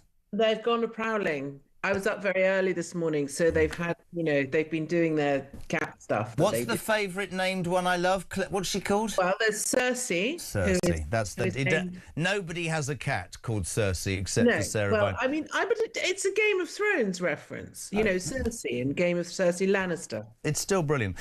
London, Sadiq Khan. This has gone through the roof. You will know. You live in London. Those scenes in Clapham.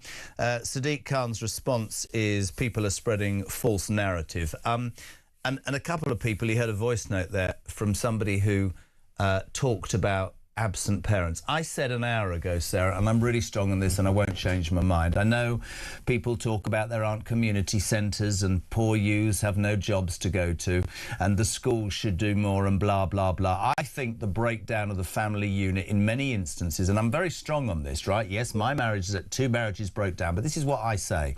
I don't agree with people who say, oh, the dad's not there. There are plenty of women, amazing single mothers who have brought up kids. I know men, grown men, who are more scared of their mother than anybody because their mother instilled in them.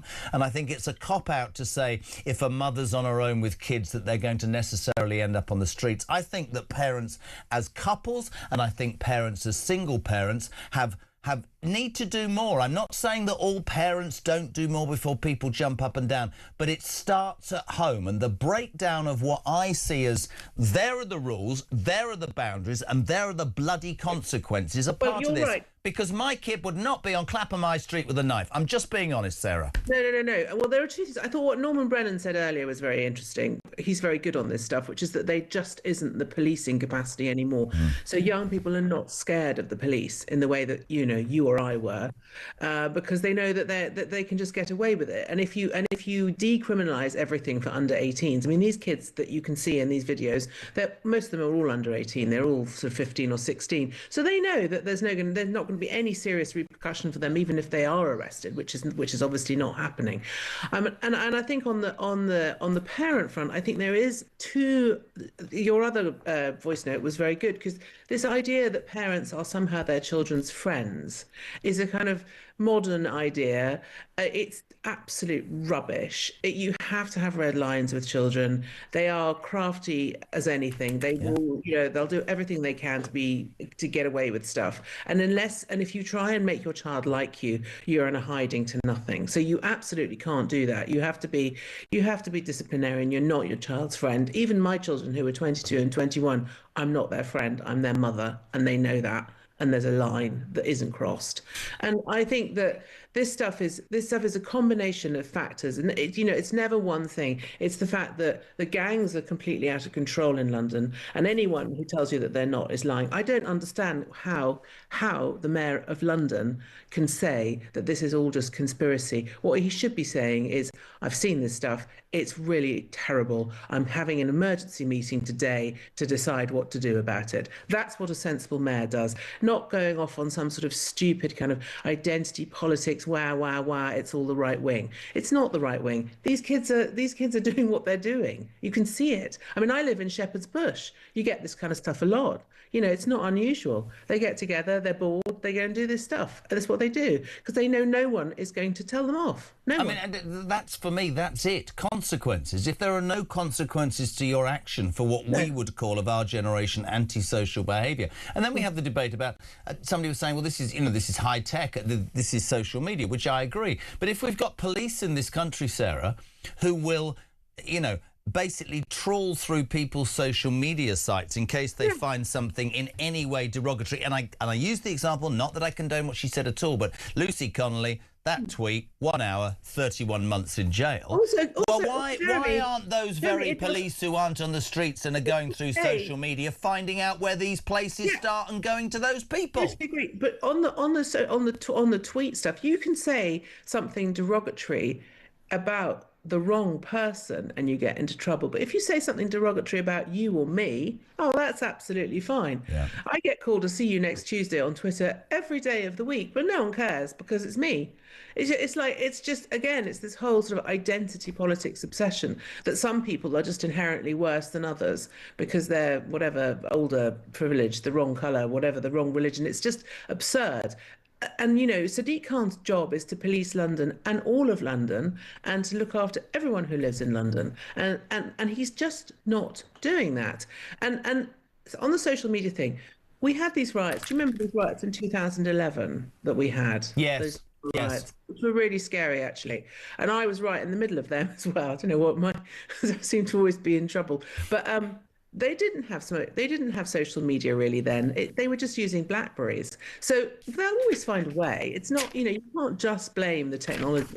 But we're soft, aren't we? We're soft. And whether it's parents or whether it's police, and I made the point to Norman Brennan, which you heard already, which is he found thousands of police did Starmer when those Southport riots happened, and he could label everybody far right. I'm going to ask a really contentious question that somebody sent in to me.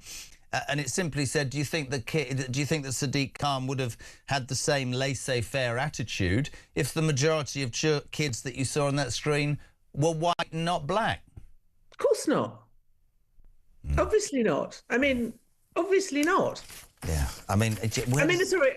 And it's not. I don't think that's a controversial thing to say. Well, it's not just truthful, reality. isn't it? Well, isn't it? It's just the reality of the way we live now. How does it change, though, Sarah? On a serious note, for people of our generation, and I'm much older than you, but where do we get back to, or how do we get back to respect, decency, family values, community spirit?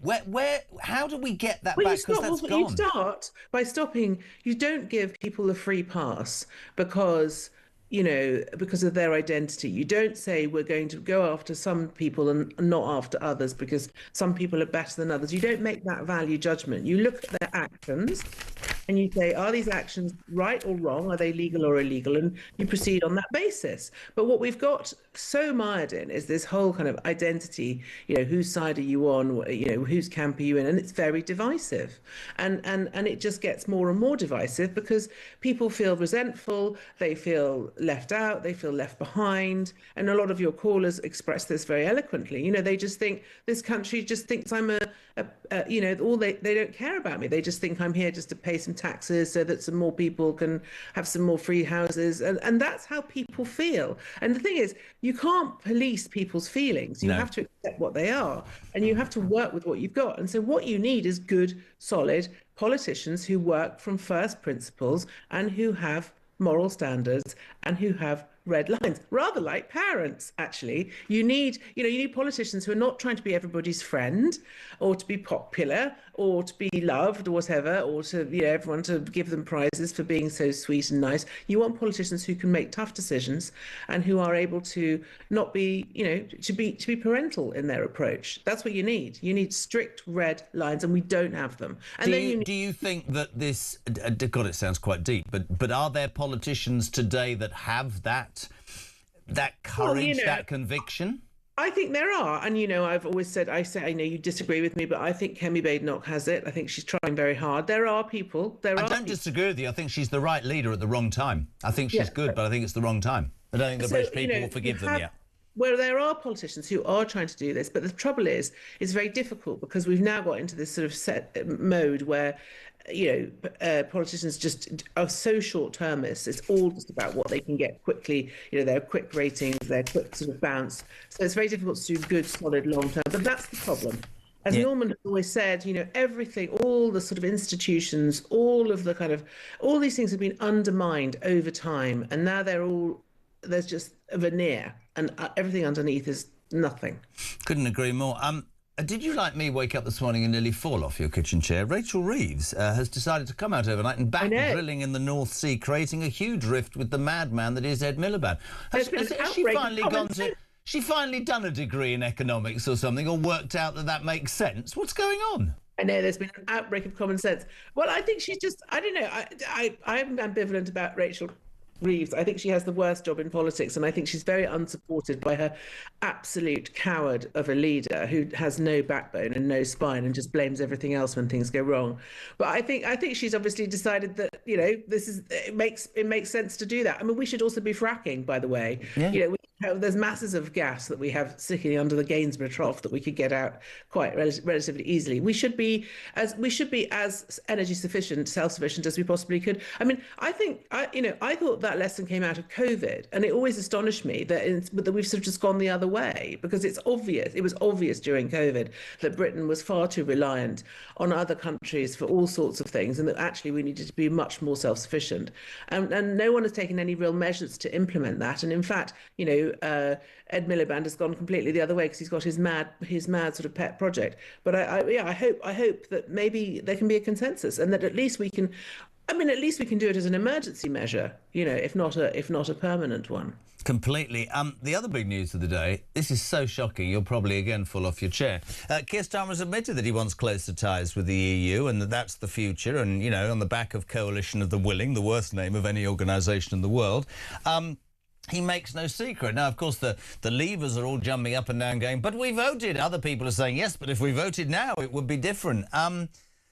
It's quite scary if you look at what he's doing and what he's done, that the British people gave him such a free pass 18 months ago, and says, I'm afraid, an awful lot about how low the Tories had ended up in people's minds, don't you think?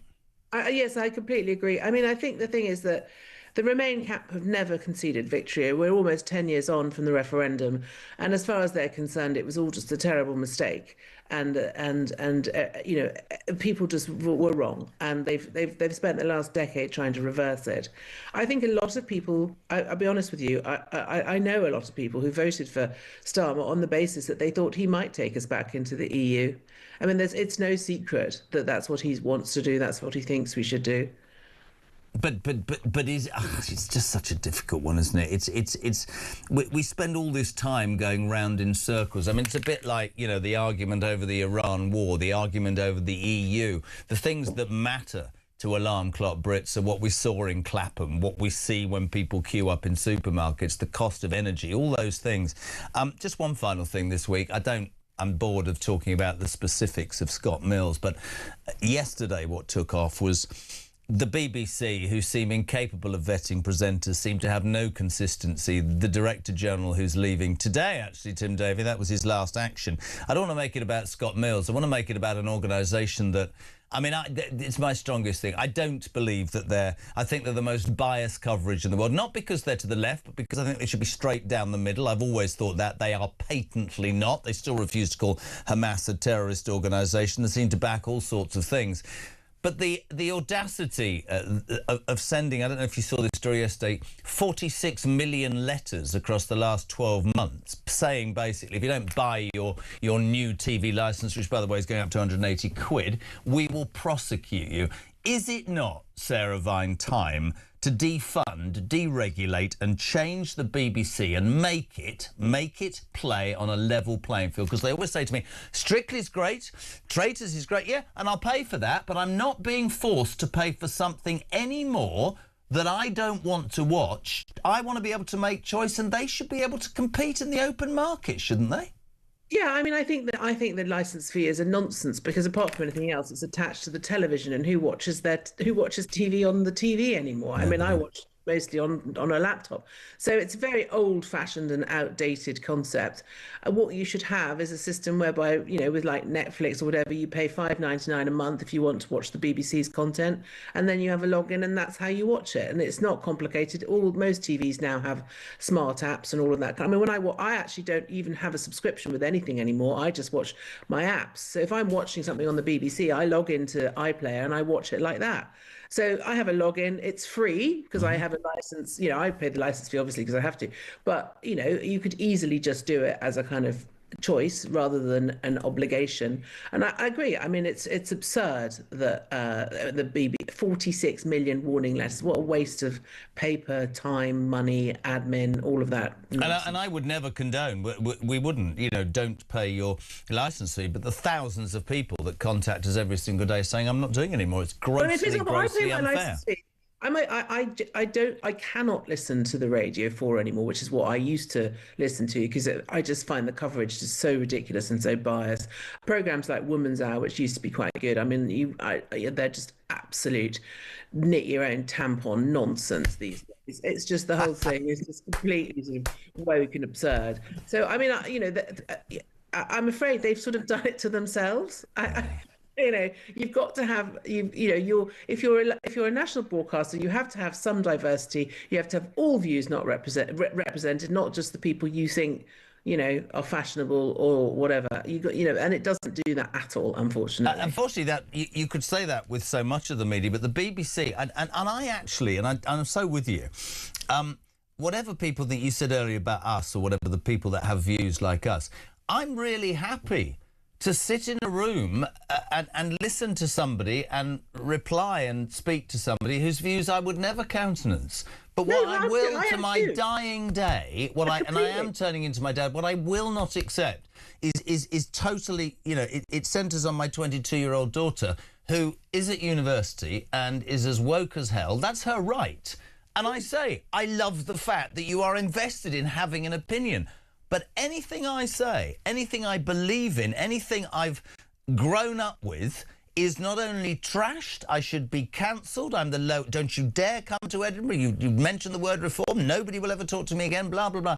And I always want to say to them, a bit like my dad used to say, but it's two-way, but they won't have it. And that's people like Khan and people like the BBC. It's their way or the highway, and people have had enough, Sarah, enough. They really have, and they're right to have enough, because actually you can have a debate with anyone. I do it all the time. It's perfectly possible to have a reasonable debate with somebody that you really disagree with and agree to disagree. You can air your views. And the thing is, but I think this is to do with moral cowardice.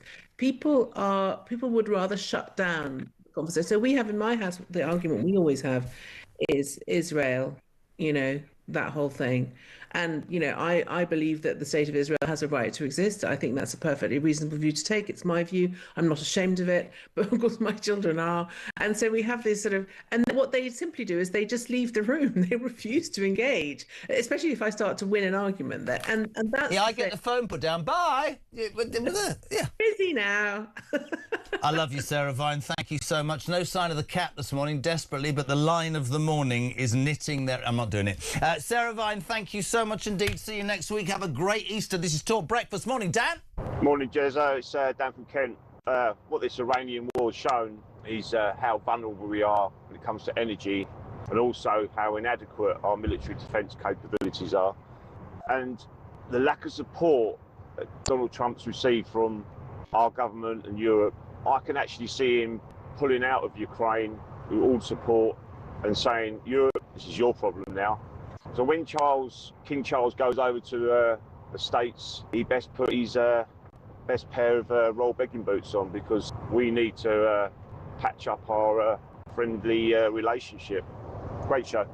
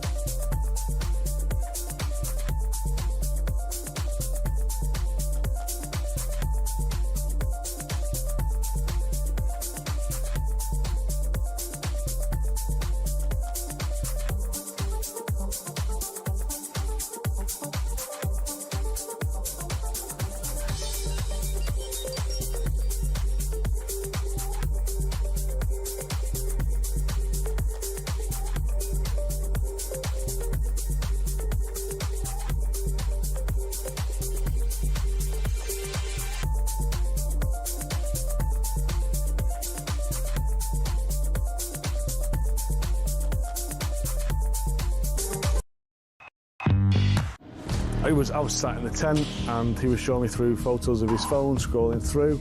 This was barbaric, horrific stuff. Blokes going through walls in vehicles and then jumping out and shooting everyone. His WhatsApp picture was him with a mask on, with a gun like that. You're in a tent with this guy? I'm in a tent with this guy, and actually he's just showing me this stuff. I'm just thinking, this is not the kind of bloke you want to be coming to the UK.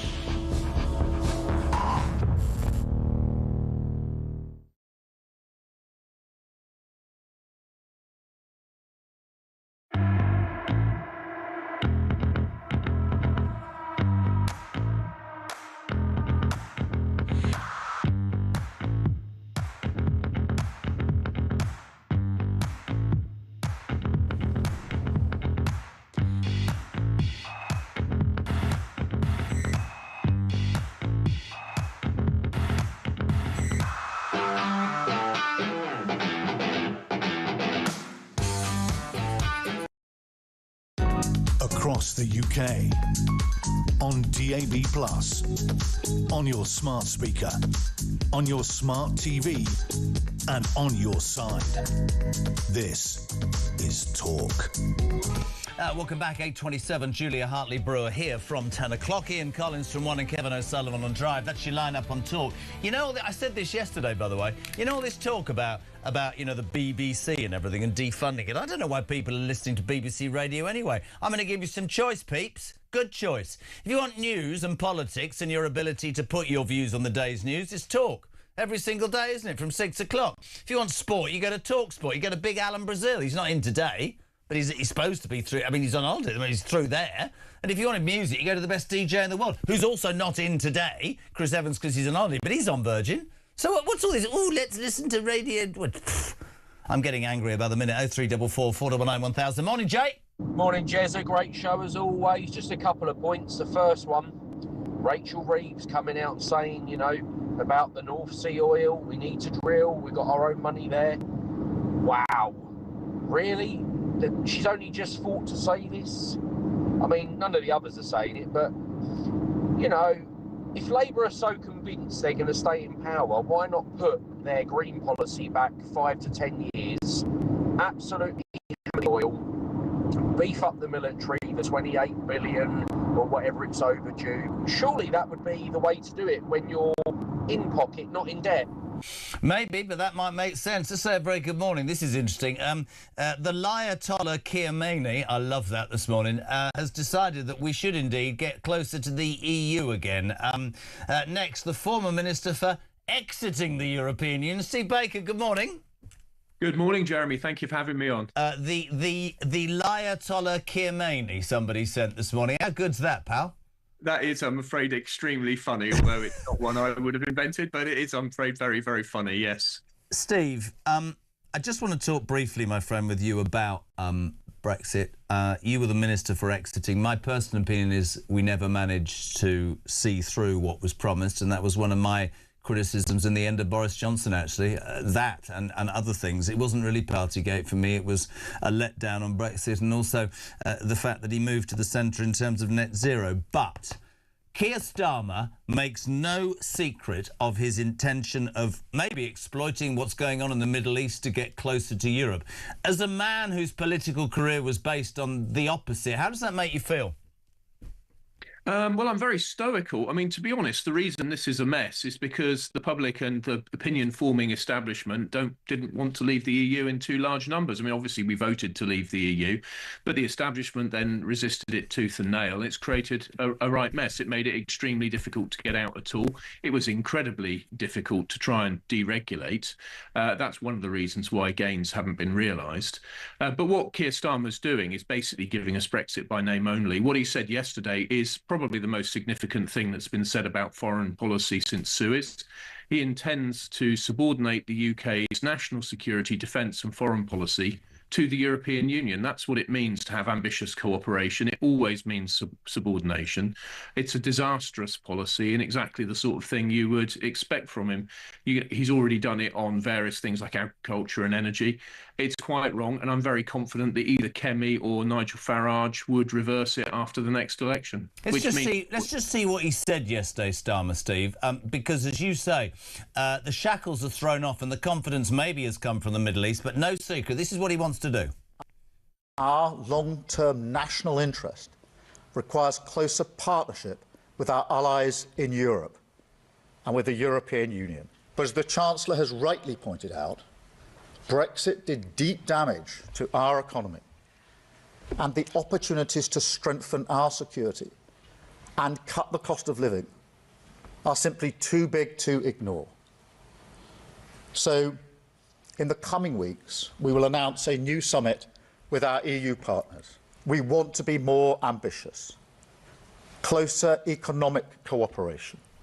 Steve, anybody with a brain cell would know, because I do this, if somebody leaves my employ, tells me I'm rubbish, and then crawls back 5 years later saying, oh, I'm sorry, can I come to your birthday party and be your friend? I'm going to punish them. Does Starmer not understand, whilst he's pontificating about the cost of living, that because of the decision the British people made, whether that was right or wrong in the eyes of the establishment, we're going to be screwed again, aren't we? We probably will be, yes. I mean, we saw what people did over Northern Ireland. There was talk about Northern Ireland being the cost of us leaving the EU. They obviously want to show to other European nations that there's a high price, you can't do it and so on. But look, in the end, the fundamental issue is this. There's a difference of opinion over what's in the UK's national interest. One of the huge problems of the European Union is their vast gap between what they think they'd like to achieve and what they're capable of doing. We've just had whispers of President Trump thinking of withdrawing from NATO. But does anyone seriously think that Europe can defend itself without the United States of America? And yet they'll posture and throw their weight around. And I'm sorry, folks, in an era of great power competition, that's an extremely dangerous thing to do, to be talking beyond your means to carry things through. Trump, of course, risks Russia being more aggressive were he to withdraw from NATO. So I'm very thankful that overnight he didn't. But this is big. This is big stuff. And the UK, having decided to leave, should get on and do it properly. That means being an independent, self-governing nation, which takes serious strategic decisions on the economy and, yes, on defence. And by the way, we have put in place the framework of a new global free trading agreement through Comprehensive and Progressive Trans-Pacific Partnership and other trade deals. We've got an amazing opportunity before us, if only we would seize it, but Labour never will. It's really interesting speaking to you because you were the Minister for exiting the EU. The reason that I voted to leave, and this is just as a voter speaking to you as an ex-minister, was, and I always use the analogy of Germany after the Second World War, they went back into themselves and created an economy from scratch that created brand and created wealth by just concentrating. And I always believed that this was an island. I always believed that if we left the European Union and cast aside the shackles, that we could make great things to sell across the world. It would revitalise business. It would give us the chance to stick our chest out and say, this is Great Britain. But we've regressed to the point where nobody wants to, well, it seems the government doesn't even want to use the words Great Britain. You can't fly the flag. Nobody can set up a business, Steve, because NI is out of the way and workers' rights and the minimum wage and all this stuff. And it's almost like the very establishment that you said that were anti the democratic decision of the British people have done everything to step on that dream. Just a question, why are the establishment, or were or are the establishment so against Brexit? I'm afraid since the end of the Second World War, the consensus amongst the opinion-forming elite, politicians, officials, and yes, journalists, yourself being an honourable exception, has been for a kind of managerial society where the government always has to do something. And that is the kind of society which is now in real trouble everywhere and collapsing. No one, I'm sure, listening to this thinks that taxes are too low. Nobody listening to this will think we haven't borrowed enough money or that interest rates have been too high for too long. We've had the reverse. We've had cheap credit and QE, loads of it to get through COVID. We've got enormously high taxes. We've borrowed terrific amounts of money. And of course, regulation is absolutely stultifying across a wide field. Energy prices, petrol, overtaxed, overregulated. It's not markets that are failing us. So the EU is the absolute pinnacle of this managerial society. Now, some people still believe in managerialism, government having something to say about every aspect of their lives, but I don't. I see it failing. So this is why the elite didn't believe in it. I'm afraid it's just what they think, that they should do something. Until the public stand up to politicians and officials and say, oh, actually, we want you out of our lives, we want lower taxes, lighter regulation, to take responsibility for ourselves, until that moment comes, we'll continue to struggle. But if the British people choose to be free of all this regulation and state control, well, then we will fly and we will flourish. And leaving the EU still gives us the opportunity to do that, albeit with a different government. What's happened to politicians nowadays? You speak so well, you talk complete common sense, and yet you're not in the House of Commons, and we've got people who can't even string two words together. Great to have you on, pal. Enjoy your Easter. Plenty of chocolate to be had, I suspect, in the Baker household. Will that be fair? Possibly. It might happen. It might happen. I've still got a few pounds to lose. Good man. Great to have you on. Steve Baker, former Conservative government minister. In fact, the minister for exiting the European Union on the day. Keir Starmer makes no secret of the fact he wants closer ties with the EU. Your thoughts on that? 0344 499 1000 on Trump. On this is brilliant. On Sadiq Khan. Those images in Clapham, they're AI generated. London's an incredibly safe city, and while we're at it, it's just propaganda furthered by the right wing for their own needs. Those aren't real people looting Clapham and nicking cars. No, they're not. Look, that's all AI. I'm going to lie down in a dark room. Back in 3.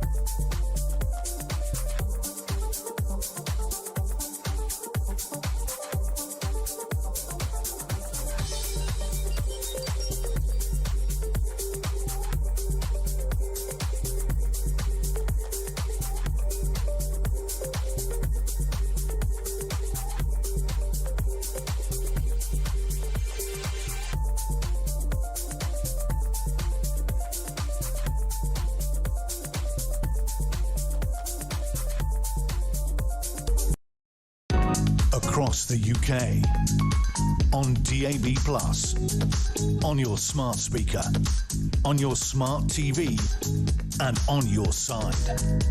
This is Talk.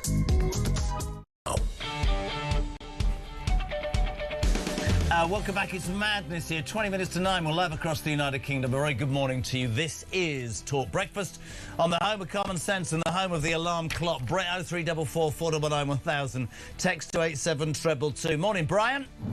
Good morning, Jezza. Brian from Hayes here. Regarding Norman Brennan, the Met, they can't catch a rapist, a thug, or a burglar, but they can hand out 850,000 speeding fines a year. And that 850,000 speeding fines puts £85 million in the Sadiq Khan's coffers. The police are wrong, mate. Many people talking about that interview we did with Norman Brennan. I'm going to cut it up and play it to you at the 9 o'clock news. He delivered sort of a 3-minute speech about the state of this country, the state of the police, and how the world seemingly looks through a different lens to when we were kids. It's utterly fascinating. We'll play that after 9. Keep those calls coming. Let's say a very good morning, legendary man, former police detective and investigative journalist Mark Williams-Thomas. Good morning, Mark. How are you? Good morning. Very well, thank you. How are you? Been a while, my friend. Been a while. It has. But obviously back in the news again, another sad story. Yeah, the Scott Mills thing. I tended to concentrate, my friend, on the BBC and their shortcomings, either in terms of vetting. Personally, love to know your take.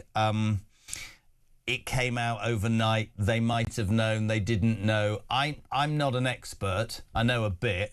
I suspect we're waiting for more to this story in a Sunday exclusive. That's what I think. Thoughts? Yeah, I mean, my criticism has been around the BBC's handling of this. Of course, post-Savile, 2012, 2013, the floodgates opened and loads of people contacted me, contacted the authorities, and as a result of that, they did start to investigate many cases that either hadn't been investigated properly before or new victims came forward. And as a result of that, there were a number of high-profile individuals that were named. And what we now know, of course, is that back in 2017, Scott Mills was named and a subsequent police investigation commenced. The problem here is when you look in terms of what lessons have been learned from the BBC, is that they would have known about that at the time. Now, initially, they stayed quiet on it. They didn't make any comment on it.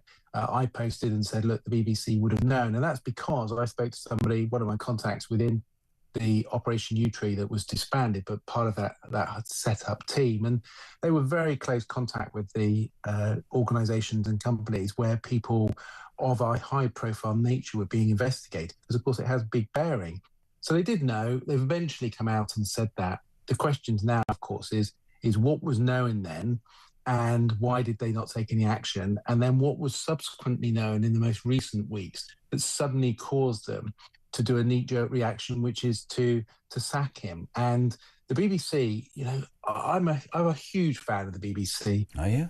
And like you, we'll have many journalist friends that work across there. The problem is it's management. Yeah. And I say that from a point of view, I know Tim Davies, and he's done a great job at the BBC since he's been there. But sometimes these things just don't make their way up to the DG. And as I'm led to believe, he didn't actually know about this until more recently. But my argument with that, Mark, would be we live in a world now where, accountability is a must. Boris Johnson was sacked quite rightly in the end because he oversaw a building in which Partygate. We've got a Prime Minister at the moment who refuses to accept responsibility for stuff underneath him, like anti-Semitism. I would say this about the BBC. I mean, that particular story, Bud, I'm with you. I don't want to get too personal about it, but they must have known, but they kept him on air.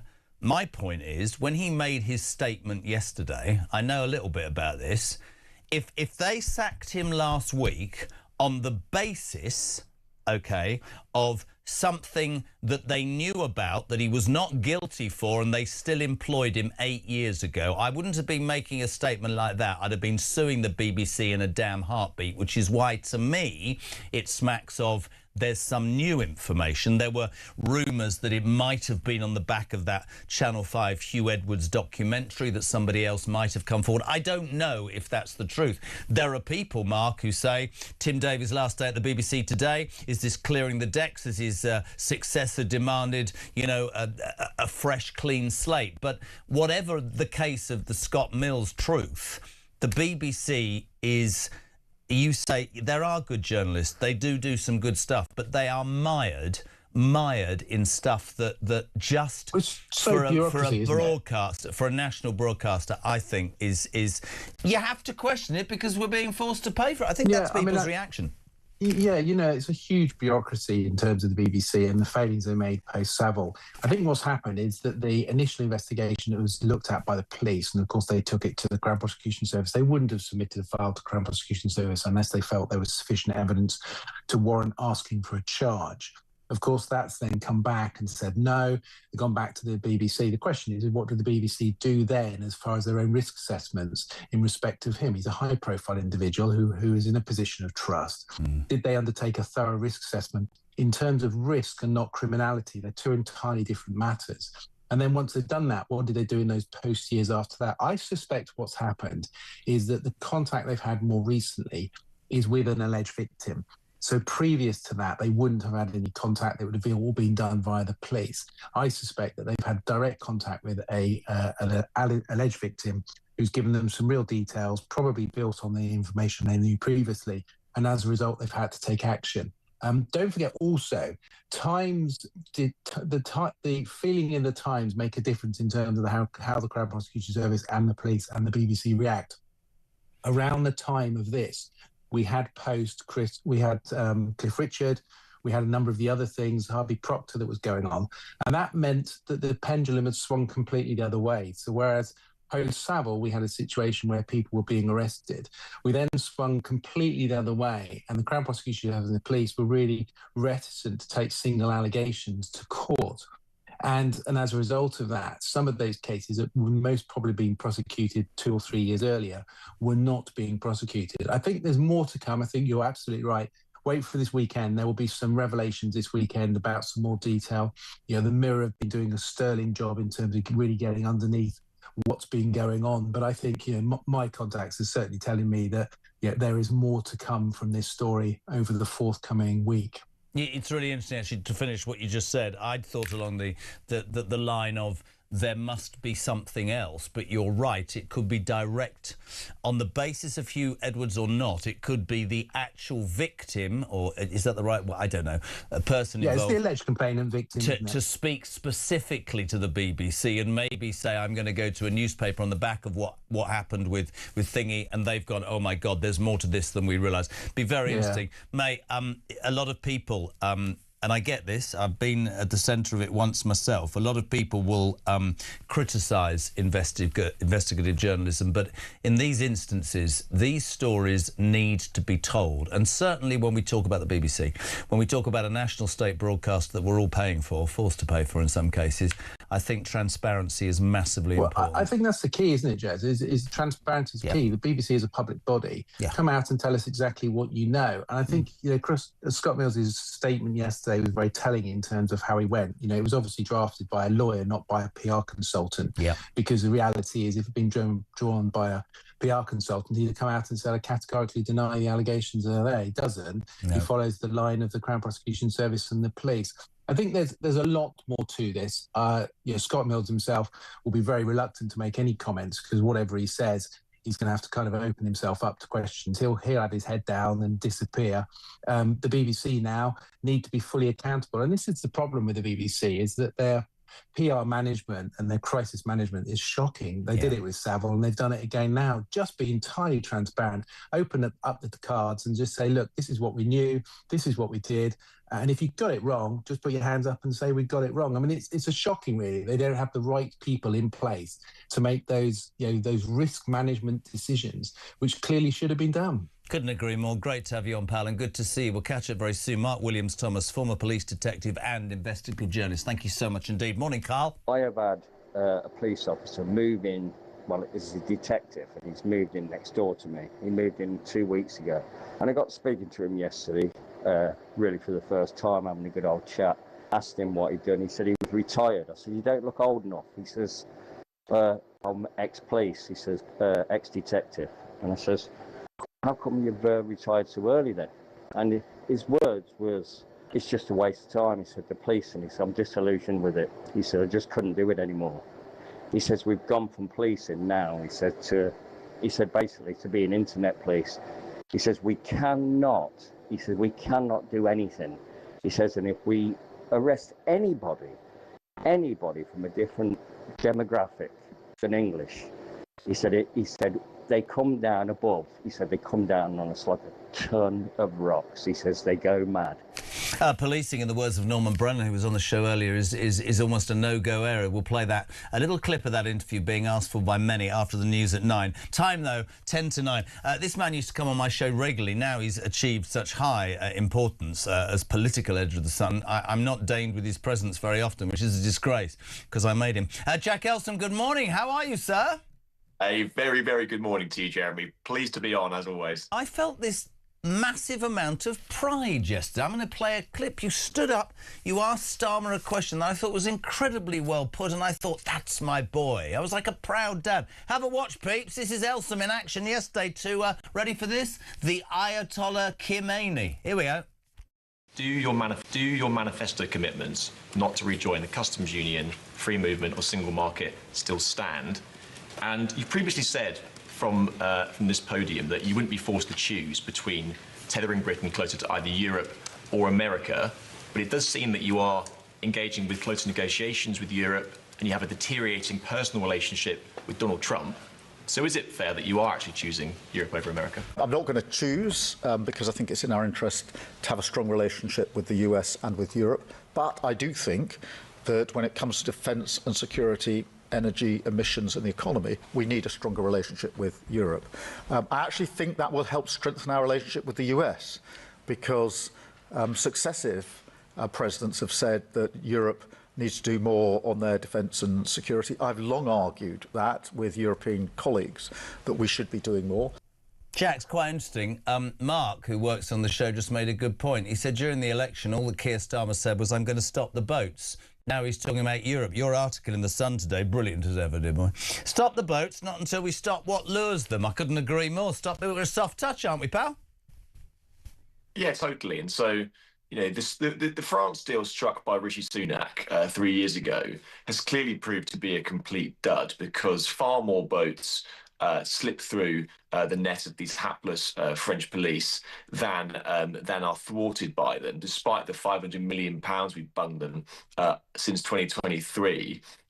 Every time Britain has tried to ask France to toughen up their tactics, we've essentially been royally rebuffed by Emmanuel Macron. But actually, the point I make in this piece is that we shouldn't even be relying on the French to police our own borders. Any sovereign, self-respecting nation cannot outsource control of its borders to their neighbours.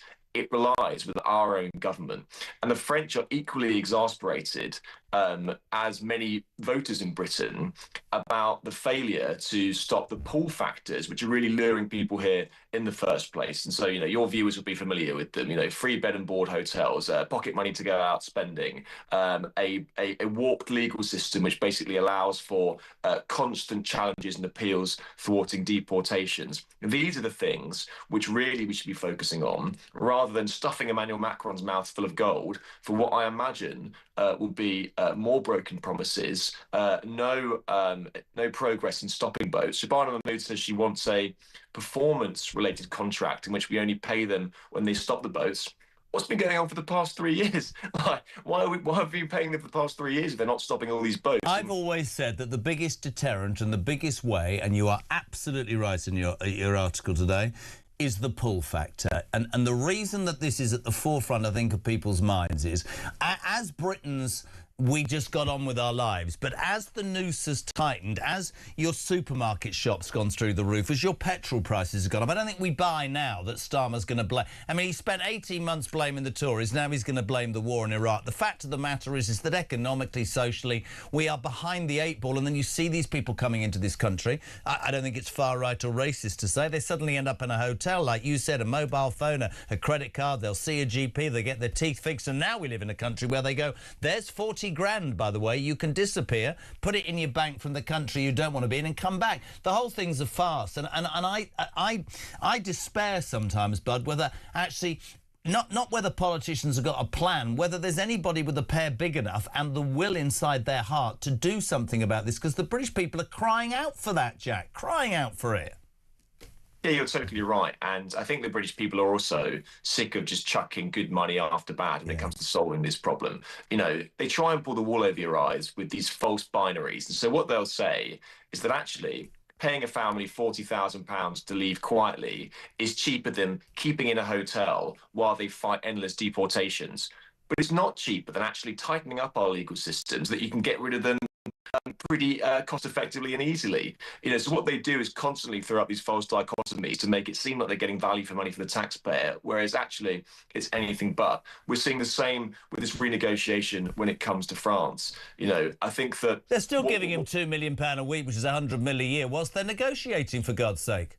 Exactly, they signed a 2-month extension for the modest sum of £16 million. You know, that is an enormous amount of money to be paying for not very many results. And what they do, ministers, is they cling to the statistic that France has stopped 40,000 since 2023. But actually, that in itself is a bogus figure, because they may stop 40,000, but those 40,000 are not then detained. They are sent back to the camps in northern France, but often they just have another crack at getting across. And so it's well within the realms of possibility that those 40,000 are actually here right now. And so, you know, for them to sort of say that actually the French are doing a great job is just, it's just beyond reproach. But, you know, again, we shouldn't be relying on France to be able to police these borders. You know, it's like the drugs trade. You know, you can pour billions and billions of pounds into enforcement. If there is a market for it, then the gangs will always outfox the authorities. And I think that is the problem here. You need to get rid of the demand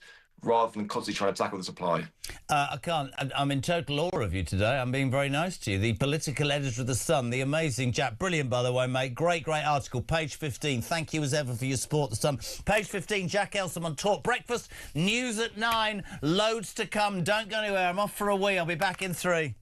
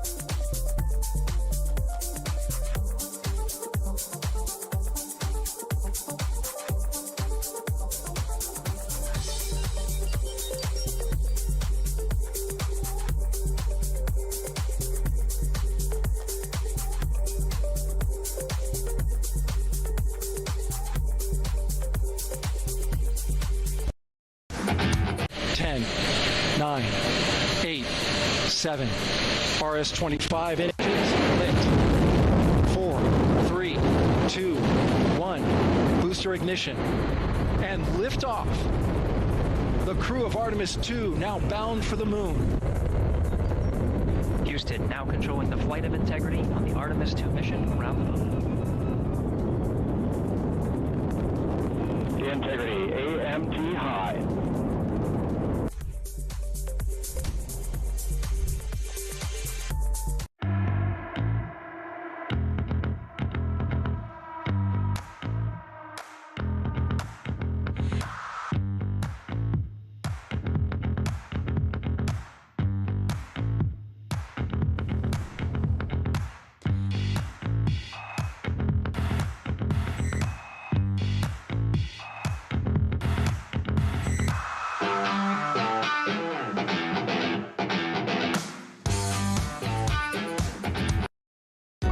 Across the UK, on DAB+, on your smart speaker, on your smart TV, and on your side. This is Talk.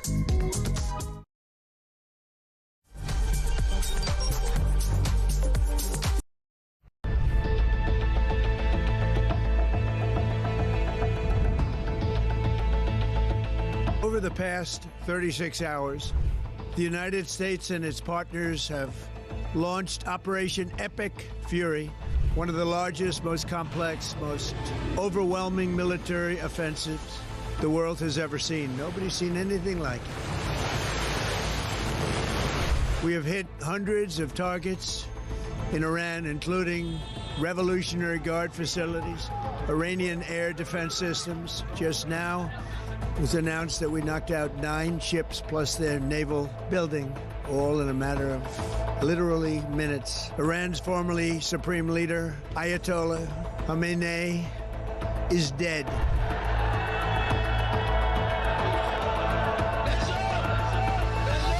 I spoke to you about the situation in the Gulf and explained that the United Kingdom was not involved in the strikes on Iran.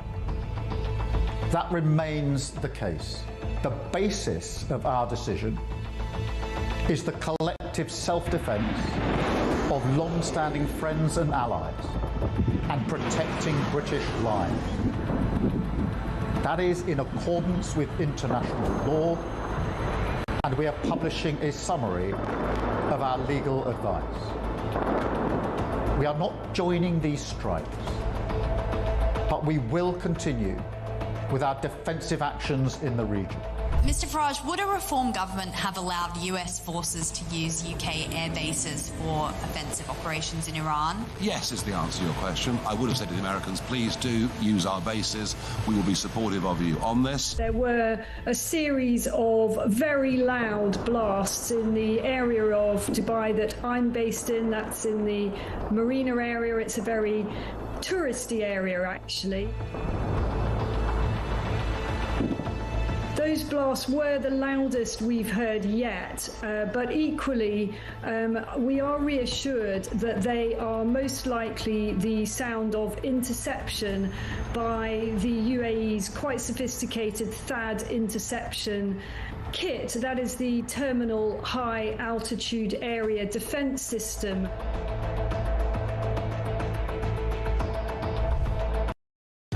Across the UK, on DAB+, on your smart speaker, on your smart TV, and on your side. This is Talk.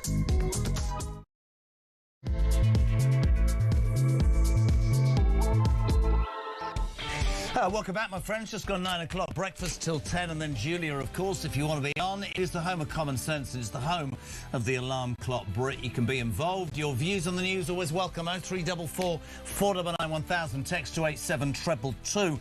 In a minute, a great guest, former Foreign Office Foreign Secretary and Defence Secretary Sir Malcolm Rifkin on this show. So much you're waking up to. We'll talk about Trump and his threats, whether they're the latest rhetoric or they hold some weight. We'll talk about Starmer, who is desperate, it seems. The shades are off. The shackles have gone. He's made it absolutely known he wants closer links with the EU. Be interesting to see what people think about that. Rachel Reeves, who was telling us all that she was a trained economist, has finally worked out how you make money, which is she suddenly decided that drilling in the North Sea would be a good idea. Be interesting to see what Miliband, who runs this country, thinks about that. But the story that's really got traction this morning, you'll have seen, I suspect, the footage from Clapham in London over the last couple of nights. Just 300 or 400 youths running amok, inspired apparently to meet there on social media. 2 or 3 limp-wristed policemen saying, please don't do that. Absolutely outrageous scenes, looting shops, taking cars, just unbelievable. And I have to say, so many of you have had so much to say about this. 0344 499 1000. Morning, Andy. Morning, Jez. Andy from Birmingham. Hope you're well, mate. Cracking show this morning. Just listened to Norman Brennan on. The guy speaks with so much passion from an ex-cop. I mean, I'm no... I've had a few run-ins with them myself over the last few years, but they used to come down on us like a ton of bricks, mate, but the respect was still there. And, very rarely used to cross the line. Okay, there's a few bad apples in every barrel, he'll tell you that. But what he said to you this morning in the show is 100% correct. We're in some kind of pickle when the Mayor of London is basically denying everything. We're in a right old pickle, mate. If they get away with it, they'll keep doing it. It's like anything in the world. If you let somebody get away with it, they'll keep doing it. Anyway, bud, great show. Happy Easter, bud. Ta-da. This is the pictures you've seen and the news that you've read. In response to that, the elected Mayor of London, Sadiq Khan, said London is a safe city and people are just spreading false right-wing propaganda because it serves their interest. Tony was a DCI in Norfolk. He says, I totally agree with Norman Brennan, but it's also imperative that the training of constables and the powers given by a stronger leadership by government and senior cops is addressed. For all of you who didn't hear what Norman Brennan said, probably one of the most impassioned speeches ever. Have a listen. Britain is lawless. There are areas of London that are no-go areas. Croydon, Thornton Heath, Stoke Newington, Hounslow, Brixton.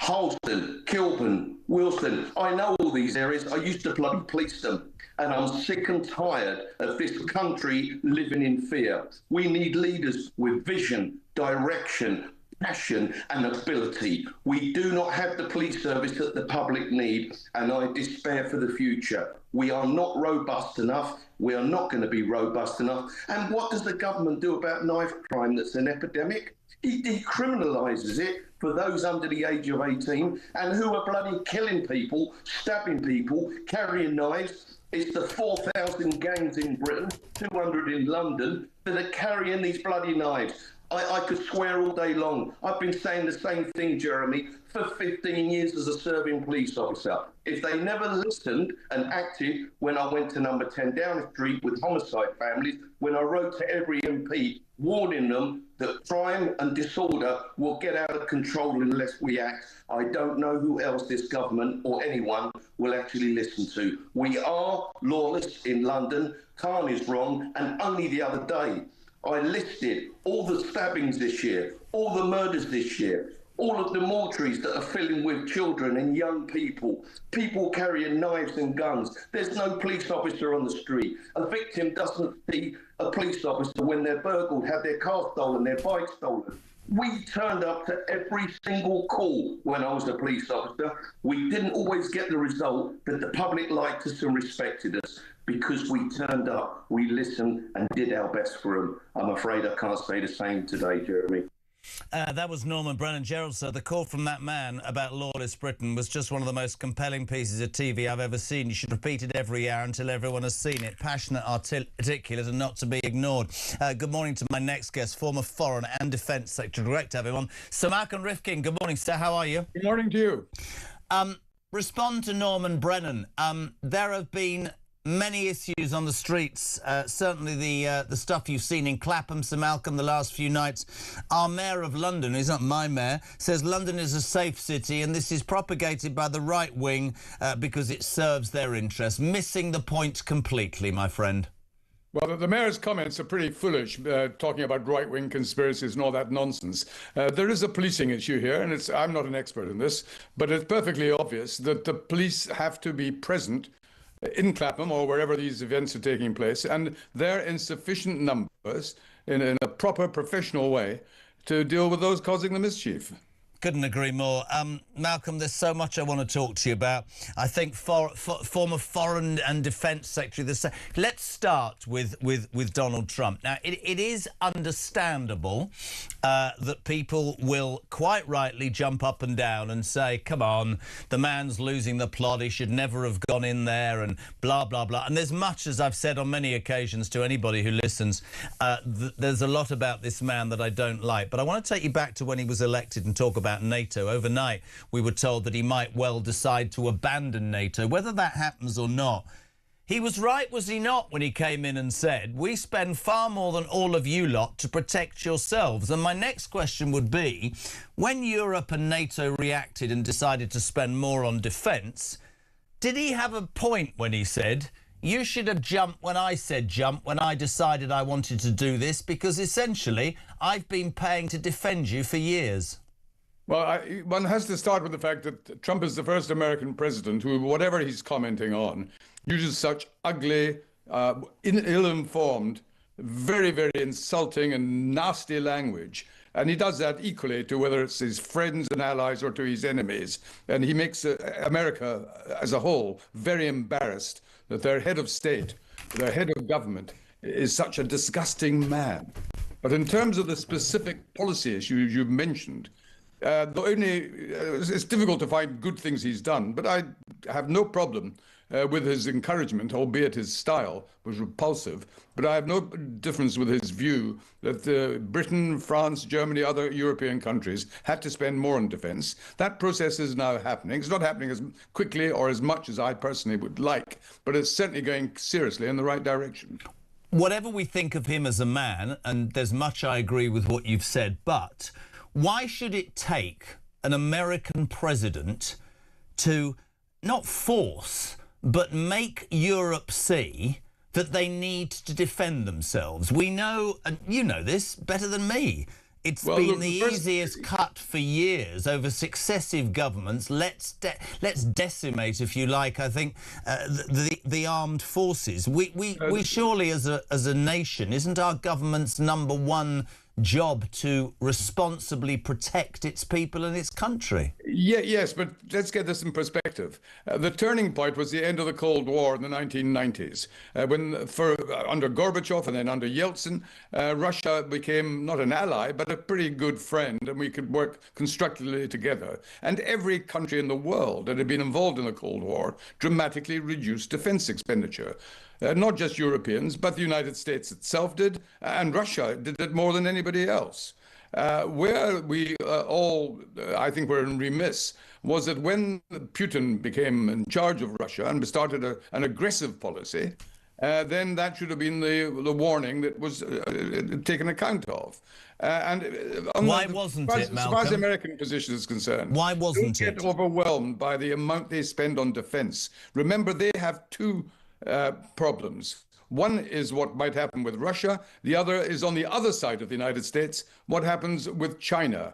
And when America came into the Second World War, rather late in the day, they only did so not because of Hitler or Mussolini, but because Pearl Harbor had been attacked by China. So that accounts for a very large chunk of their very massive defense expenditure. But it isn't wrong to say, is it? I mean, I know you agree. We can talk about, I don't want to talk about the man. The fact of the matter is whether Europe in its entirety, with the Cold War, en masse decided to de-escalate militarily, the fact of the matter is it would be a perfectly justifiable criticism that at some point, a certain government in the last number of years did not react to Putin taking charge, did not have the foresight to do. Somebody gave me a figure the other day, Malcolm. He used to be Defence Secretary. There are less in our joint armed forces than people who have come to this country illegally in the last 18 months. That's an appalling statistic. What did Lord Dannett say to me this morning? I asked him, you know, Starmer had said we're not ready for war. I asked Lord Dannett, would we be able to be competitive in a war without NATO or America? And he went, no, that's an appalling indictment of the United Kingdom, isn't it? Well, yes, but not just of the United Kingdom. That is true of all European countries. And it's true of most countries in the world, I may say. Do remember the United Kingdom, with all the legitimate criticisms you've made, the United Kingdom at the moment has the 5th largest defense budget in the world. Now, you may ask, well, if we have such a vast defense budget, why do we not have larger numbers of troops and equipment and so forth? And it's basically for two reasons. Something like 20% of our defense budget is on the Trident nuclear weapons, which should not be part of our day-to-day defense budget. It should be funded separately. Right. But it is part of our defense budget. And secondly, we insist quite rightly, in one sense, that we always have the best kit available. But the best aircraft and the best ships happen also to be those that are mega expensive. And what we have to do, and do quickly, is to reassess that assumption. And maybe it would be better to have 20 frigates rather than half a dozen, even if they were not of the exceptional quality that makes them so expensive that they can't be afforded. Listen, I would never take issue with you. You've done both of the jobs. I just think that successive governments have made a choice, whether the rest of the world has done it or not. We find ourselves in a position, and I think this is a relevant point, where we can't defend ourselves without NATO. Fine, many people will say that's important. And yes, taking aside the way Trump is, I completely understand your criticisms, but we have been heavily reliant. Can I ask you, as a former Foreign Secretary and indeed Defence Secretary, if we go back 5 weeks, it turns out that Keir Starmer was correct in the eyes of the British people when he said, and I quote, "I'm not getting involved with those sorties, those early sorties with planes."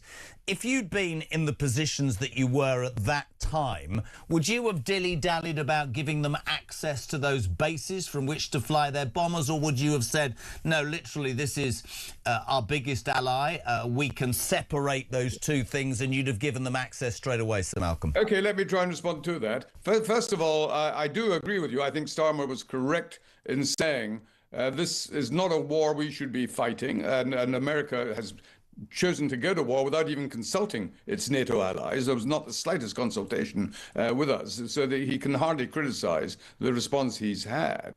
But in terms of the specific point about the use of the bases, no, I think it would have been far better if Starmer right away had said, You must take full responsibility with what you do with US aircraft taking off from these bases, but whether you use them in that way, that's your decision, not ours.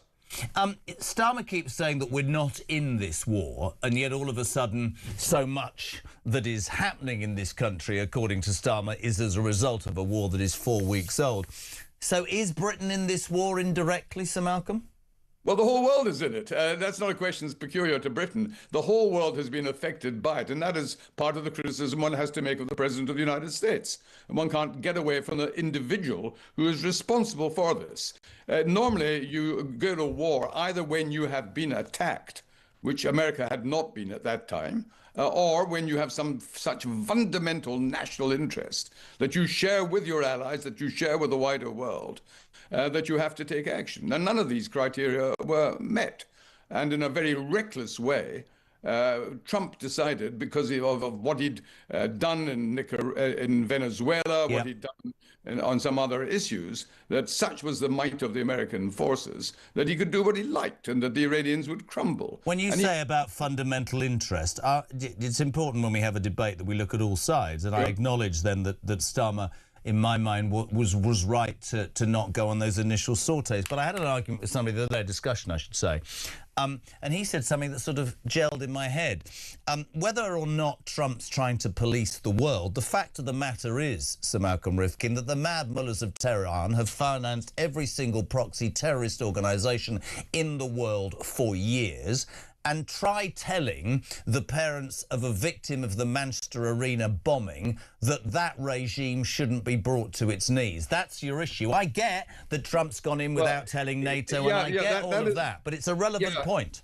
I fully share what you have said, but you've missed the fundamental point, that if you wish to destroy the Iranian regime, and that is such an overriding priority, you can't just do it by bombing from the air. There is just no precedent for a regime, a government suddenly resigning or suddenly disappearing because of bombing from the air. That's what Hitler tried to do to Britain during the Blitz. And what it did is it made the British more stubborn than ever, and rightly so. So that was foolish. If it was as crucial to destroy the regime, and I would dearly love to see them disappear, the only way you could actually do that would be by an invasion of Iran.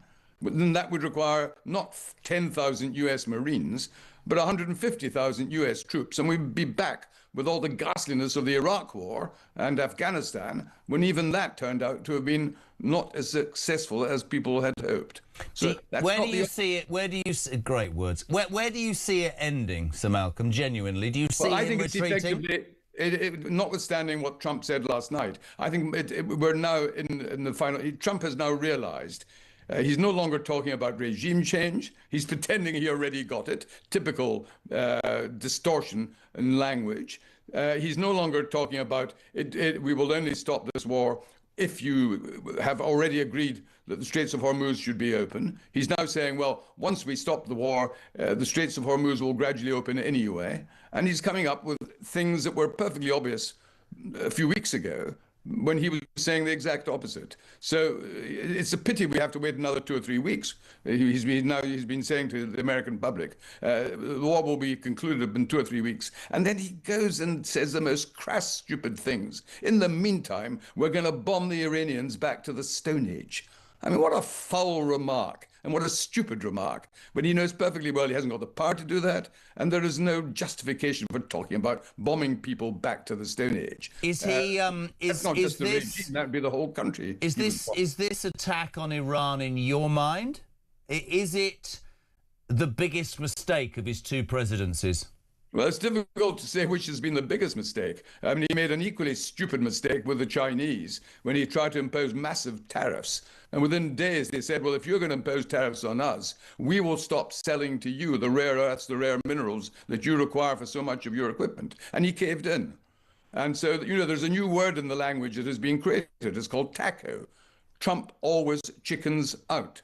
He makes threats, and he sometimes carries out threats, but they don't deliver the results. And he ends up not only making a fool of himself, but damaging the United States. And that's not good for any of us. The trouble is the ugly American has come back. That was a phrase used 40, 50 years ago. And the vast majority of Americans are not ugly Americans. They're decent, law-abiding people like the rest of us hope to be.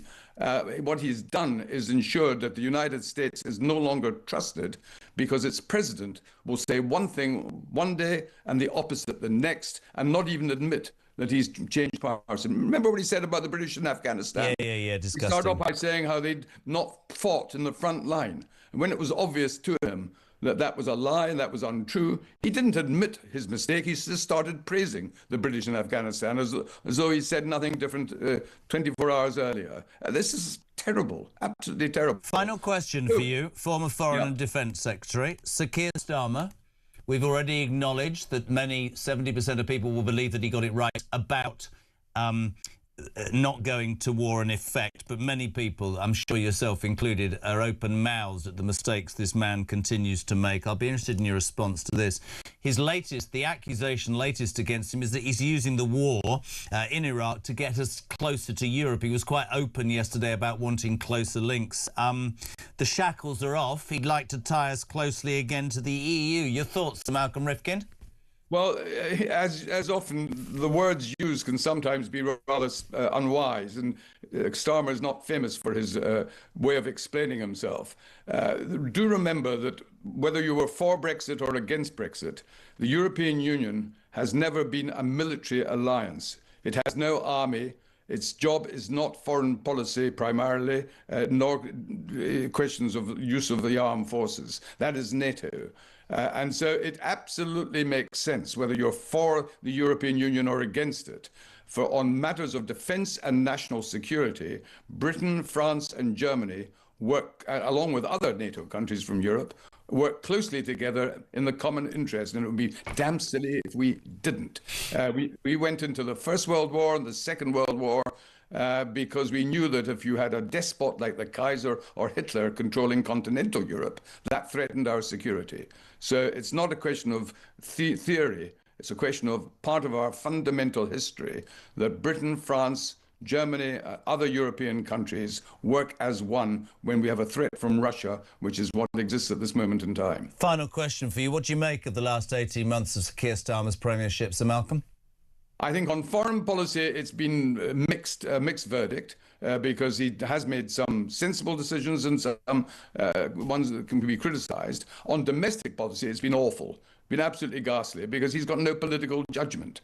And the problem is that a prime minister has to, first of all, you don't start by alienating your own supporters by cancelling parts of the winter fuel allowance when they've waited 14 years for a Labour government. That was just dumb. But since then, the various reversals of policy show that we have a government which at the moment, and it's difficult to see who could lead the Labour Party that would make it dramatically different, that will have political wisdom so that they can inspire the public while working on improving the economy and getting back to economic growth. You have to work with the public. And at the moment, if you've lost the faith of the public, it's unlikely you're going to achieve very much. Really good to have you on, my friend. Thank you so much indeed. Sir Malcolm Rifkin, former Foreign and Defence Secretary, quite outspoken there. It's interesting, Linda and Stalybridge, a proper politician, not bloody dancing around the streets like some of them. We have to make a correction. Sir Malcolm accidentally said Pearl Harbor was attacked by China. He did, of course, mean Japan. Morning, Ian.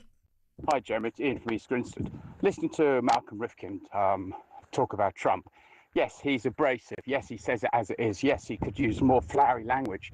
But at the end of the day, he says it as it is. Whereas we seem to have had politicians over the last since Thatcher really, who have pussyfooted around, used flowery language, and not actually addressed any issues, which is why the country's in such a poor state. Now, I'm not a great fan of Trump, but I think a lot of what he says is spot on.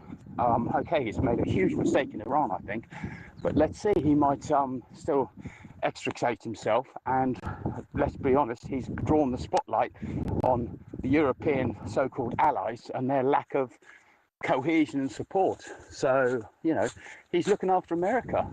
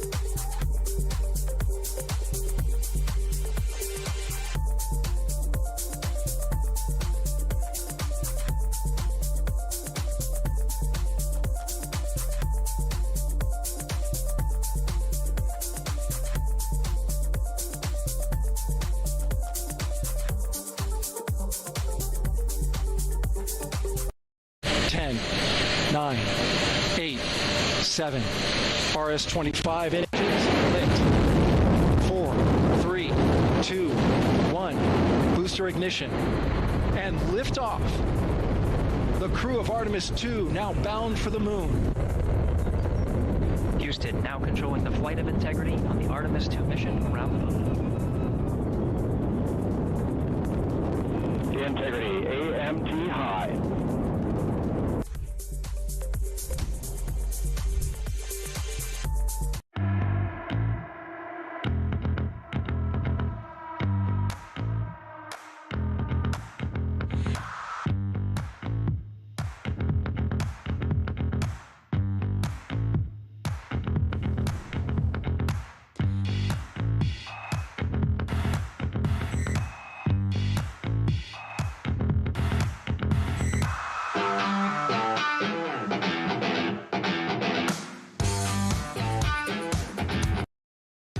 Across the UK, on DAB+, on your smart speaker, on your smart TV, and on your side.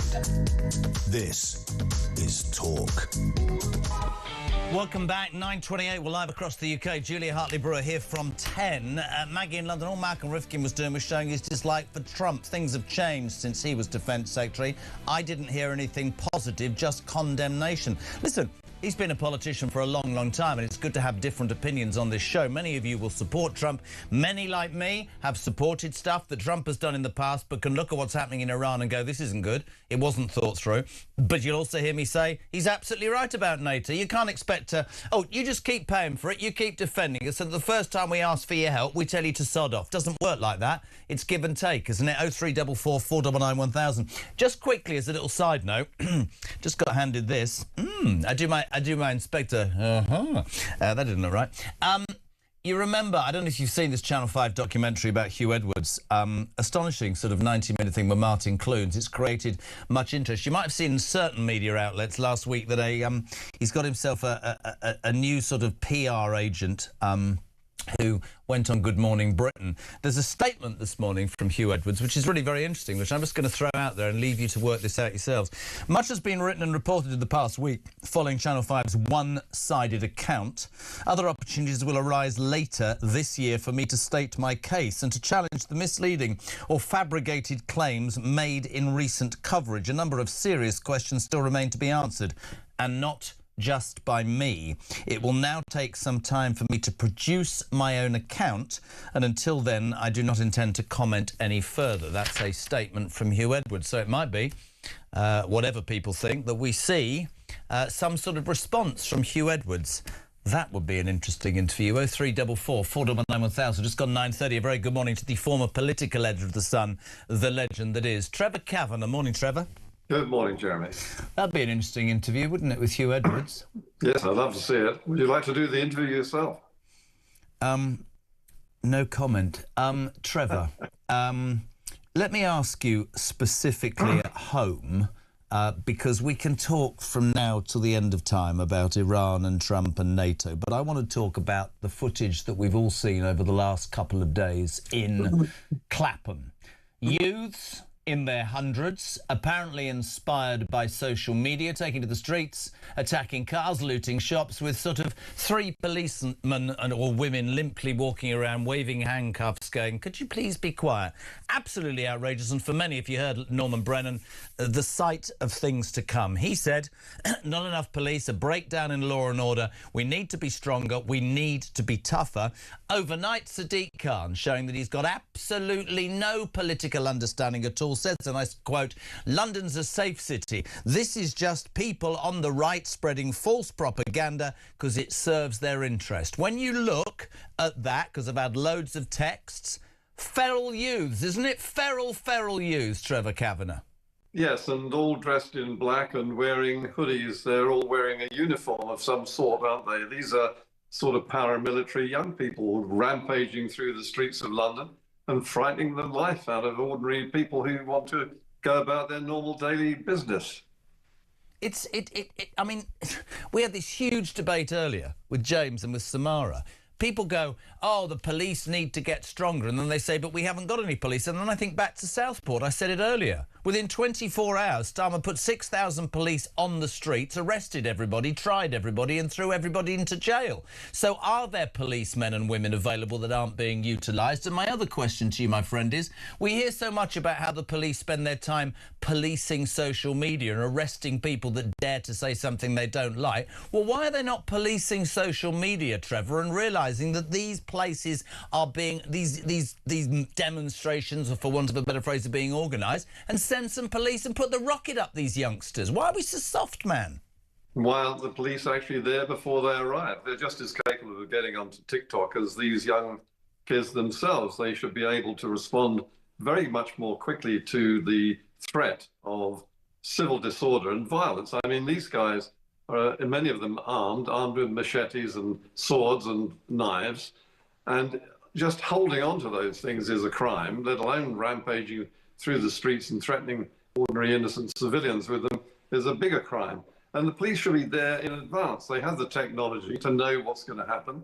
They can eavesdrop just as easily as anybody else who is tuned into TikTok to find out what's going on and stop it before it gets going.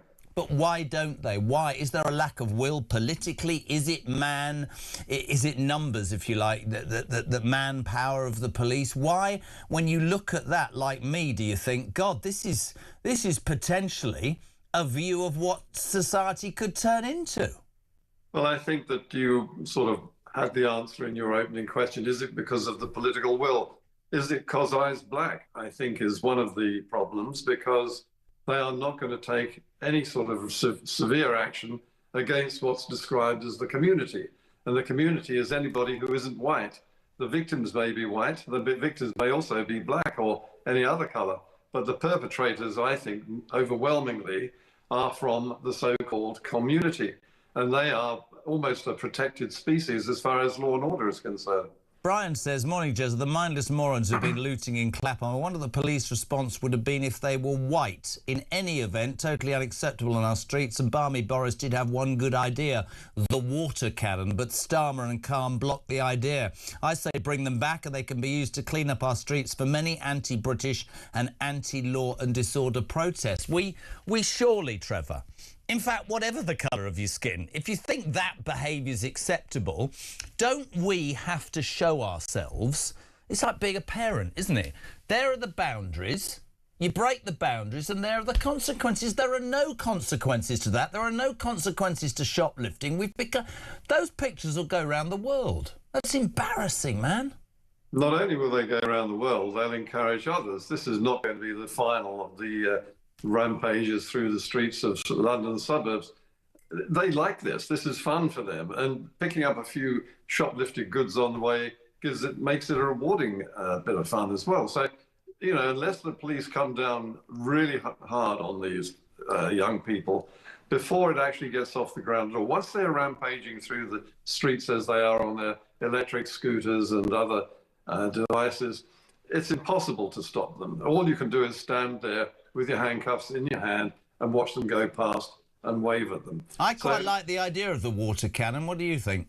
Well, I think so too. And it wasn't actually, it was Theresa May who banned Boris from using those.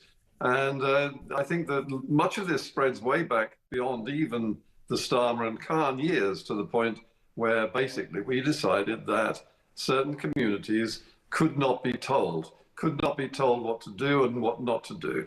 The rest of the community, the rest of the society lives by the law of the land.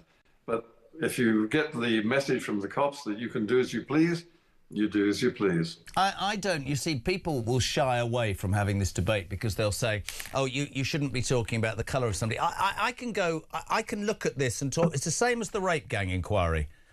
I don't want any man, whatever his colour or creed, to think it's acceptable to rape a young child. He does not deserve liberty in my society. I don't believe, as a 60-year-old taxpayer who's got 6 kids, none of my kids will be doing that. I believe it starts at home. I had people ringing me earlier, Trev, going, oh, it's because these kids don't have dads. Well, how disrespectful is that to single mums, many of whom bring up kids and do a fantastic job? That's ridiculous. The fact of the matter is, consequences. There should be consequences. And for whatever reason, we as a country now the apologists we've become don't seem to want to punish bad behaviour. We want to seem to make excuses for... I mean, you can imagine it now, can't you? You can imagine it in Cannes, London, that you get out a water can and fire it at 300 little youths who are running around causing trouble, and within about 5 minutes they'll all be making a claim through whatever department saying they've got anxiety because their hair and clothes got wet and it destroyed the way that they felt for the rest of the day. What a pile of rubbish, honestly. I can't. Well, I think yes, of course. I mean, you only need to look at the footage there to see what the makeup of the, I think what you might as well describe as a riot. These rioters are from a particular society, and they do come from broken homes. They do come from fatherless communities. And where fatherless communities exist, you have a higher incidence of crime, you have poorer education, you have poorer social discipline, they are more likely to suffer ill health in later life, they are more likely to go to prison. The children of fatherless families are the ones who are very hard to keep under control once you get an adolescent of 14, 15. Mothers simply cannot keep control of them. And this is a problem for society. I'm not sure I'm not sure.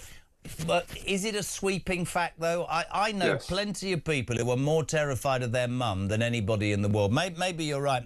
My father-in-law's been on, Trev. Whenever you're on, my father-in-law texts me, bring back the bloody water cannon. Let's talk Europe.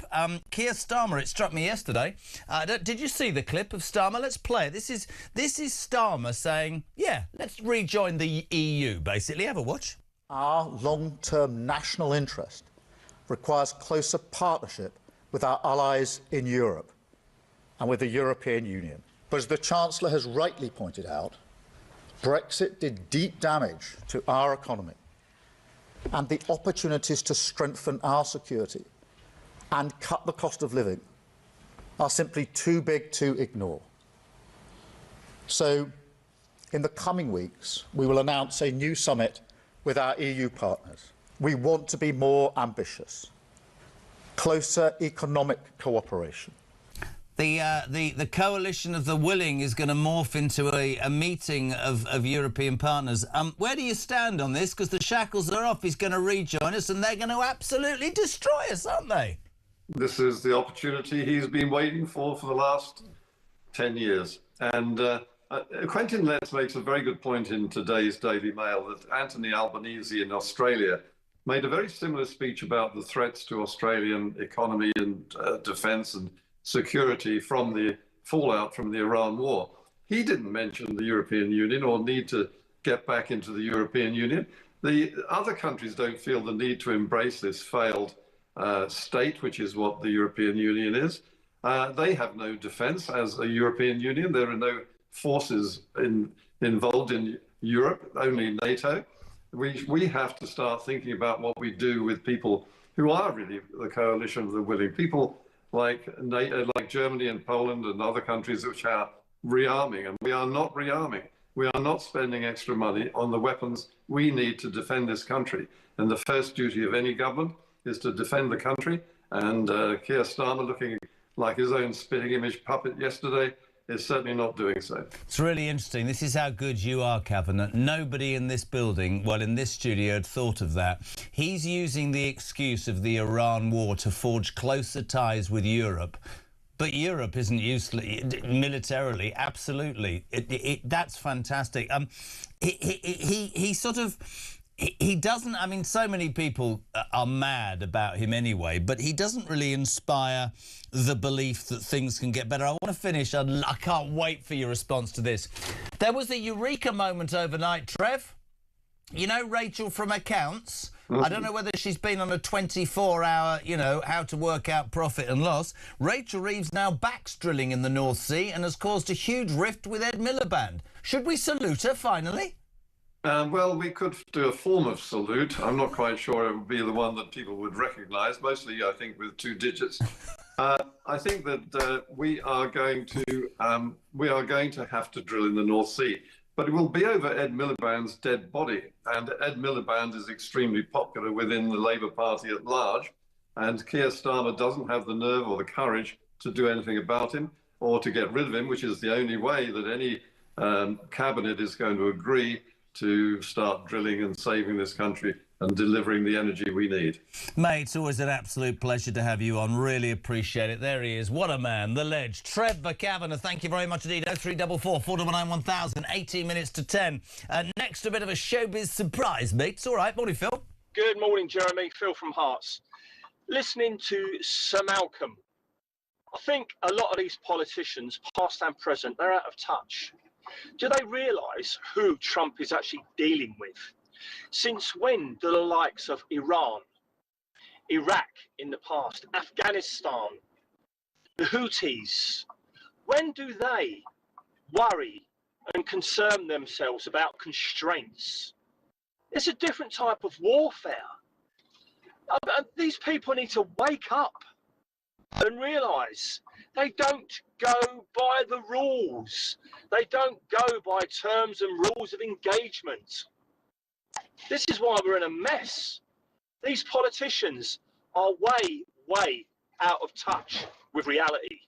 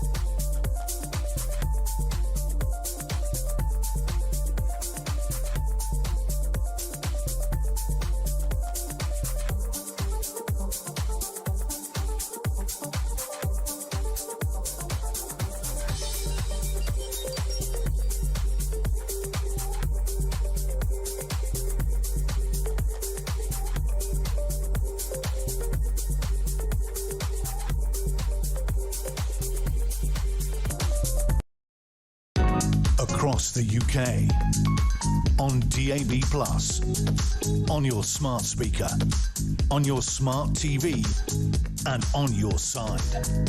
This is Talk.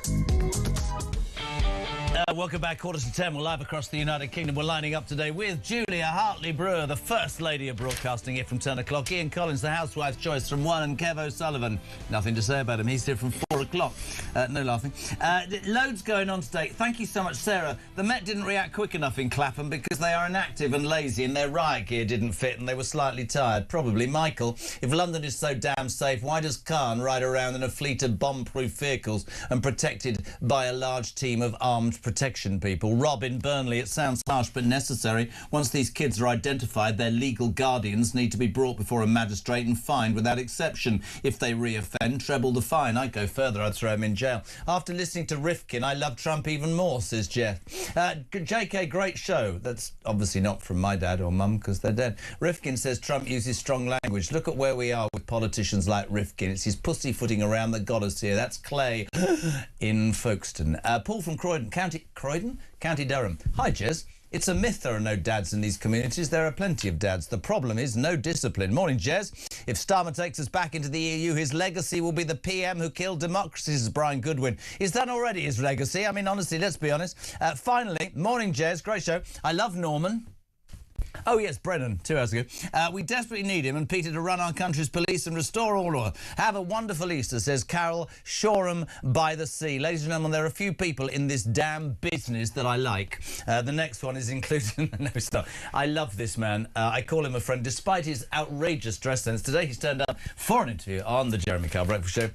with a piece of grass all over his shirt. Mark Wogan, what the hell is that? Do you mind, Jez? This is quality. I mean, obviously I wouldn't stand next to a naked flame because I'd go up like Jackson in a Where is your Pepsi dog commercial. lying on since you've come to work in that? What? Just a hard floor at home. Yes. How are you? I'm all right, love you. Your hair's changed colour. What? Hold on, I need to ask. Yes. Because there is so much going on in the world. Yes. So much important stuff. But what everybody wants to know is, how's your foot? Stop it. We're not having... I haven't talked about that. Tell him then. I'm fine. It's Easter. Have a bit of fun. Jeremy is currently suffering from a nasty case of policeman's heel, is the traditional name of your condition. Is it? Or plantar fasciitis. Which, steady. And I recommended an insole for you. I just don't want to and wear... you've ignored me. Yes, but it's like I'd like to wear special shoes. I haven't reached Skechers moment yet, those bloody slip-on ones. You don't have to. Look at this footwear that currently has an insole in it, and I don't limp as a result, whereas you are very limp, if you don't mind me saying. You've completely done me there, haven't you? Why are you here anyway? Are you just filling? I've no idea. No. Have you changed your hair colour? Look, people are accusing me of dyeing my hair. This is my natural colour. I mean, would I leave the grey bits in if I was dyeing it? But your beard's ginger and your hair on top is dark. Look, my mother was flame-haired. Was she? Yes, and that's representative in my beard. God rest her soul. We're here. Let's talk about your dad. Excellent. And genuinely for a reason. You know what I thought about Terry. Terry was... No, but not in a cheap way. What would you think about the state of the BBC today, Tel? Seriously? I think he would be concerned. I think it is that thing of... that they can do no right for doing wrong at the moment. I just don't understand what the policy is. I mean, look, there's a new guy coming in. Mel Britton, no, not Mel Britton, that's a horse trainer, somebody Britton. And by all accounts, he's super bright and good and has had a proper job and sort of that kind of thing. Not to say people before haven't, but the point is it needs proper governance. When somebody like your dad, Terry Wogan, and people in the past, the BBC, mate, we talked about this off air, was something that you'd go to. You go to there for the news, you go to there for your dad's show, you go for the Generation Game, you'd go...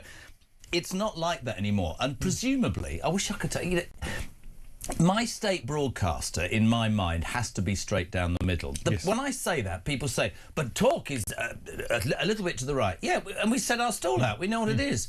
And the Guardians to the left, they set their stall out.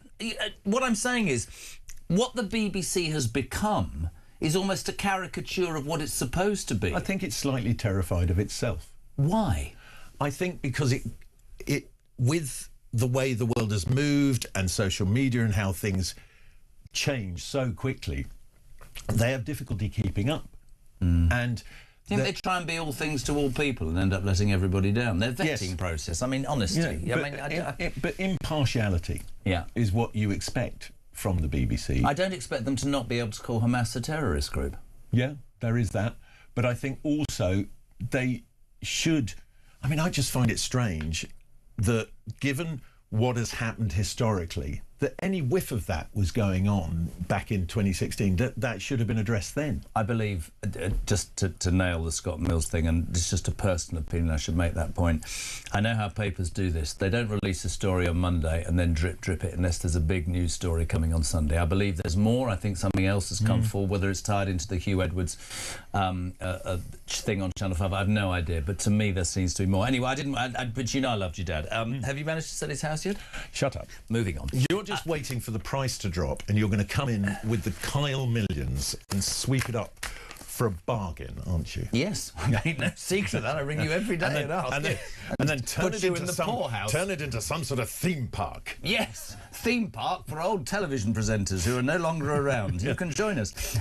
Very quickly, VAT on rrestaurants. This is a big thing for lots of people. I'm very passionate about this because, you know, I think there was a bit of an incident outside of McDonald's. There'll be more of those because if the government don't cut VAT for restaurants, that's about the only place you'll have left to eat. Because restaurants can't survive. The hospitality sector feels very attacked by this government, right? Well, successive governments as well. I mean, it's just... we're one of the biggest employers. We're the first point of contact for most people with the workplace, and we're not looked after at government level. It's preposterous. When this government came to power, they talked about growth, and I made the point at that point that if you want growth, growth is about encouraging small and medium-sized businesses to flourish, and by instigating NI and VAT and everything that on the minimum wage, they've destroyed it, haven't they? There is, I mean, certainly in the hospitality sector, which, you know, I'm part of with, as you know. You don't go there because obviously you're... Have you got a restaurant? I've got a restaurant. What's it called? It's called Home Slice Pizza. All right? You don't come because you are fun... sorry, gluten-free. What food do you get there? Pizza. Oh, right. Yeah. Okay, you see what I did there? I'm what? Fun-free. I'm gluten-free. No, gluten-free. Great. So now you've told them I've got Crohn's. It's going, well, I can't there is a walk petition. and I have to poop. There is a What? petition online. Just to get back to this seriously, quickly for a second. There's a petition online. It's just under 17,000 votes at the moment. Please go and look it up. It's the petition to halve VAT for pubs, cafes and restaurants. Local restaurants. Okay. They won't survive without it. Okay, good. We did an episode of spooning. We did. You put certain things in my mouth. Could you explain to people that is a play on words and not something we actually did? It is a play on words. It's a podcast. Why are you replaying it? It's because nobody else wants to do your podcast. No, I've been on holiday. You've been on holiday? Yeah, and you, in certain circles, are seen as a bit of a name and a quality broadcaster. I mean, not in this circle here, obviously, but we thought we'd put it out again because it is actually very funny. And Why you're is it very funny? good on it. Well, of course I'm good on it. I know, you were. Where did you go on holiday? I didn't go anywhere. Rehab. No, I didn't. I went to rehab in '93, for goodness sake. I love this man. I didn't have to do it again. The thank nicest. God. Tell them very quickly about that thing they can sign again, petition. Yes, it's the petition. You go to the petition, government petition website. It's the petition to halve VAT for pubs, cafes and restaurants so that we all survive and you don't end up rioting outside a McDonald's. He's the top man and a good friend. Thank you, Mark Wogan. The Spooning podcast is on podcast. It's on the Virgin podcast. Fantastic. Now, and if you... just one other thing. What right? now? No, well, I'm here. I might as well say it. I'm also on Virgin Chilled. Saturdays and Sundays, 10 till 2 p.m. If you like relaxing music and drivel between alert songs. the media. Virgin Chilled, Saturday and Sunday, Mark Wogan. Thank you very much indeed. Now, if you don't want to sign that and you just frankly want some cash, we are giving you the most amazing chance to win life-changing cash, £20,000, completely tax-free, here on tour. £20,000 into your bank account, no questions asked. We can do it. This is how you can win. For your chance to win, text TALK to 83338. Texts cost £2.50 plus your standard network rate. Or call 0343 418 7260. Lines close 9th of April 2026, 4 p.m. That's when you'll need to answer your phone if it rings. 18 plus, UK residents only. This is a network promotion. Full T's and C's at talk.tv/win. So for your chance to win, text TALK to 83338 now.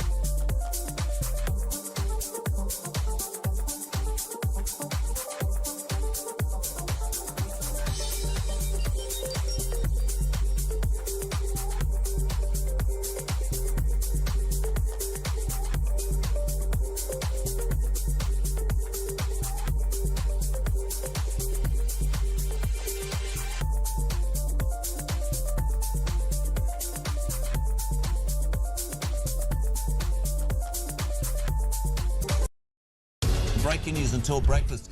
Two men, aged 47 and 45, have in the last hour been arrested in connection with the Golders Green arson attack. To me, symbolising absolutely a rise in anti-Semitism. Again, nothing from the government. Breaking news. It's just a small matter. They have just an announcement saying transgender girls, i.e. boys, they must leave girl guiding by this September the 6th. We are buying from Norway because they fully exploit their share of the North Sea oil and gas fields, and we don't.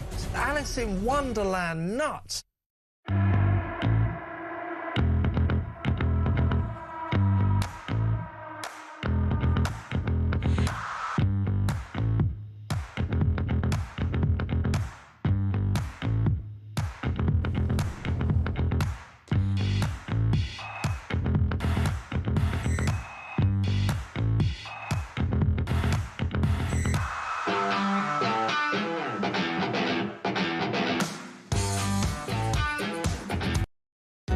Across the UK, on DAB+, on your smart speaker, on your smart TV, and on your side.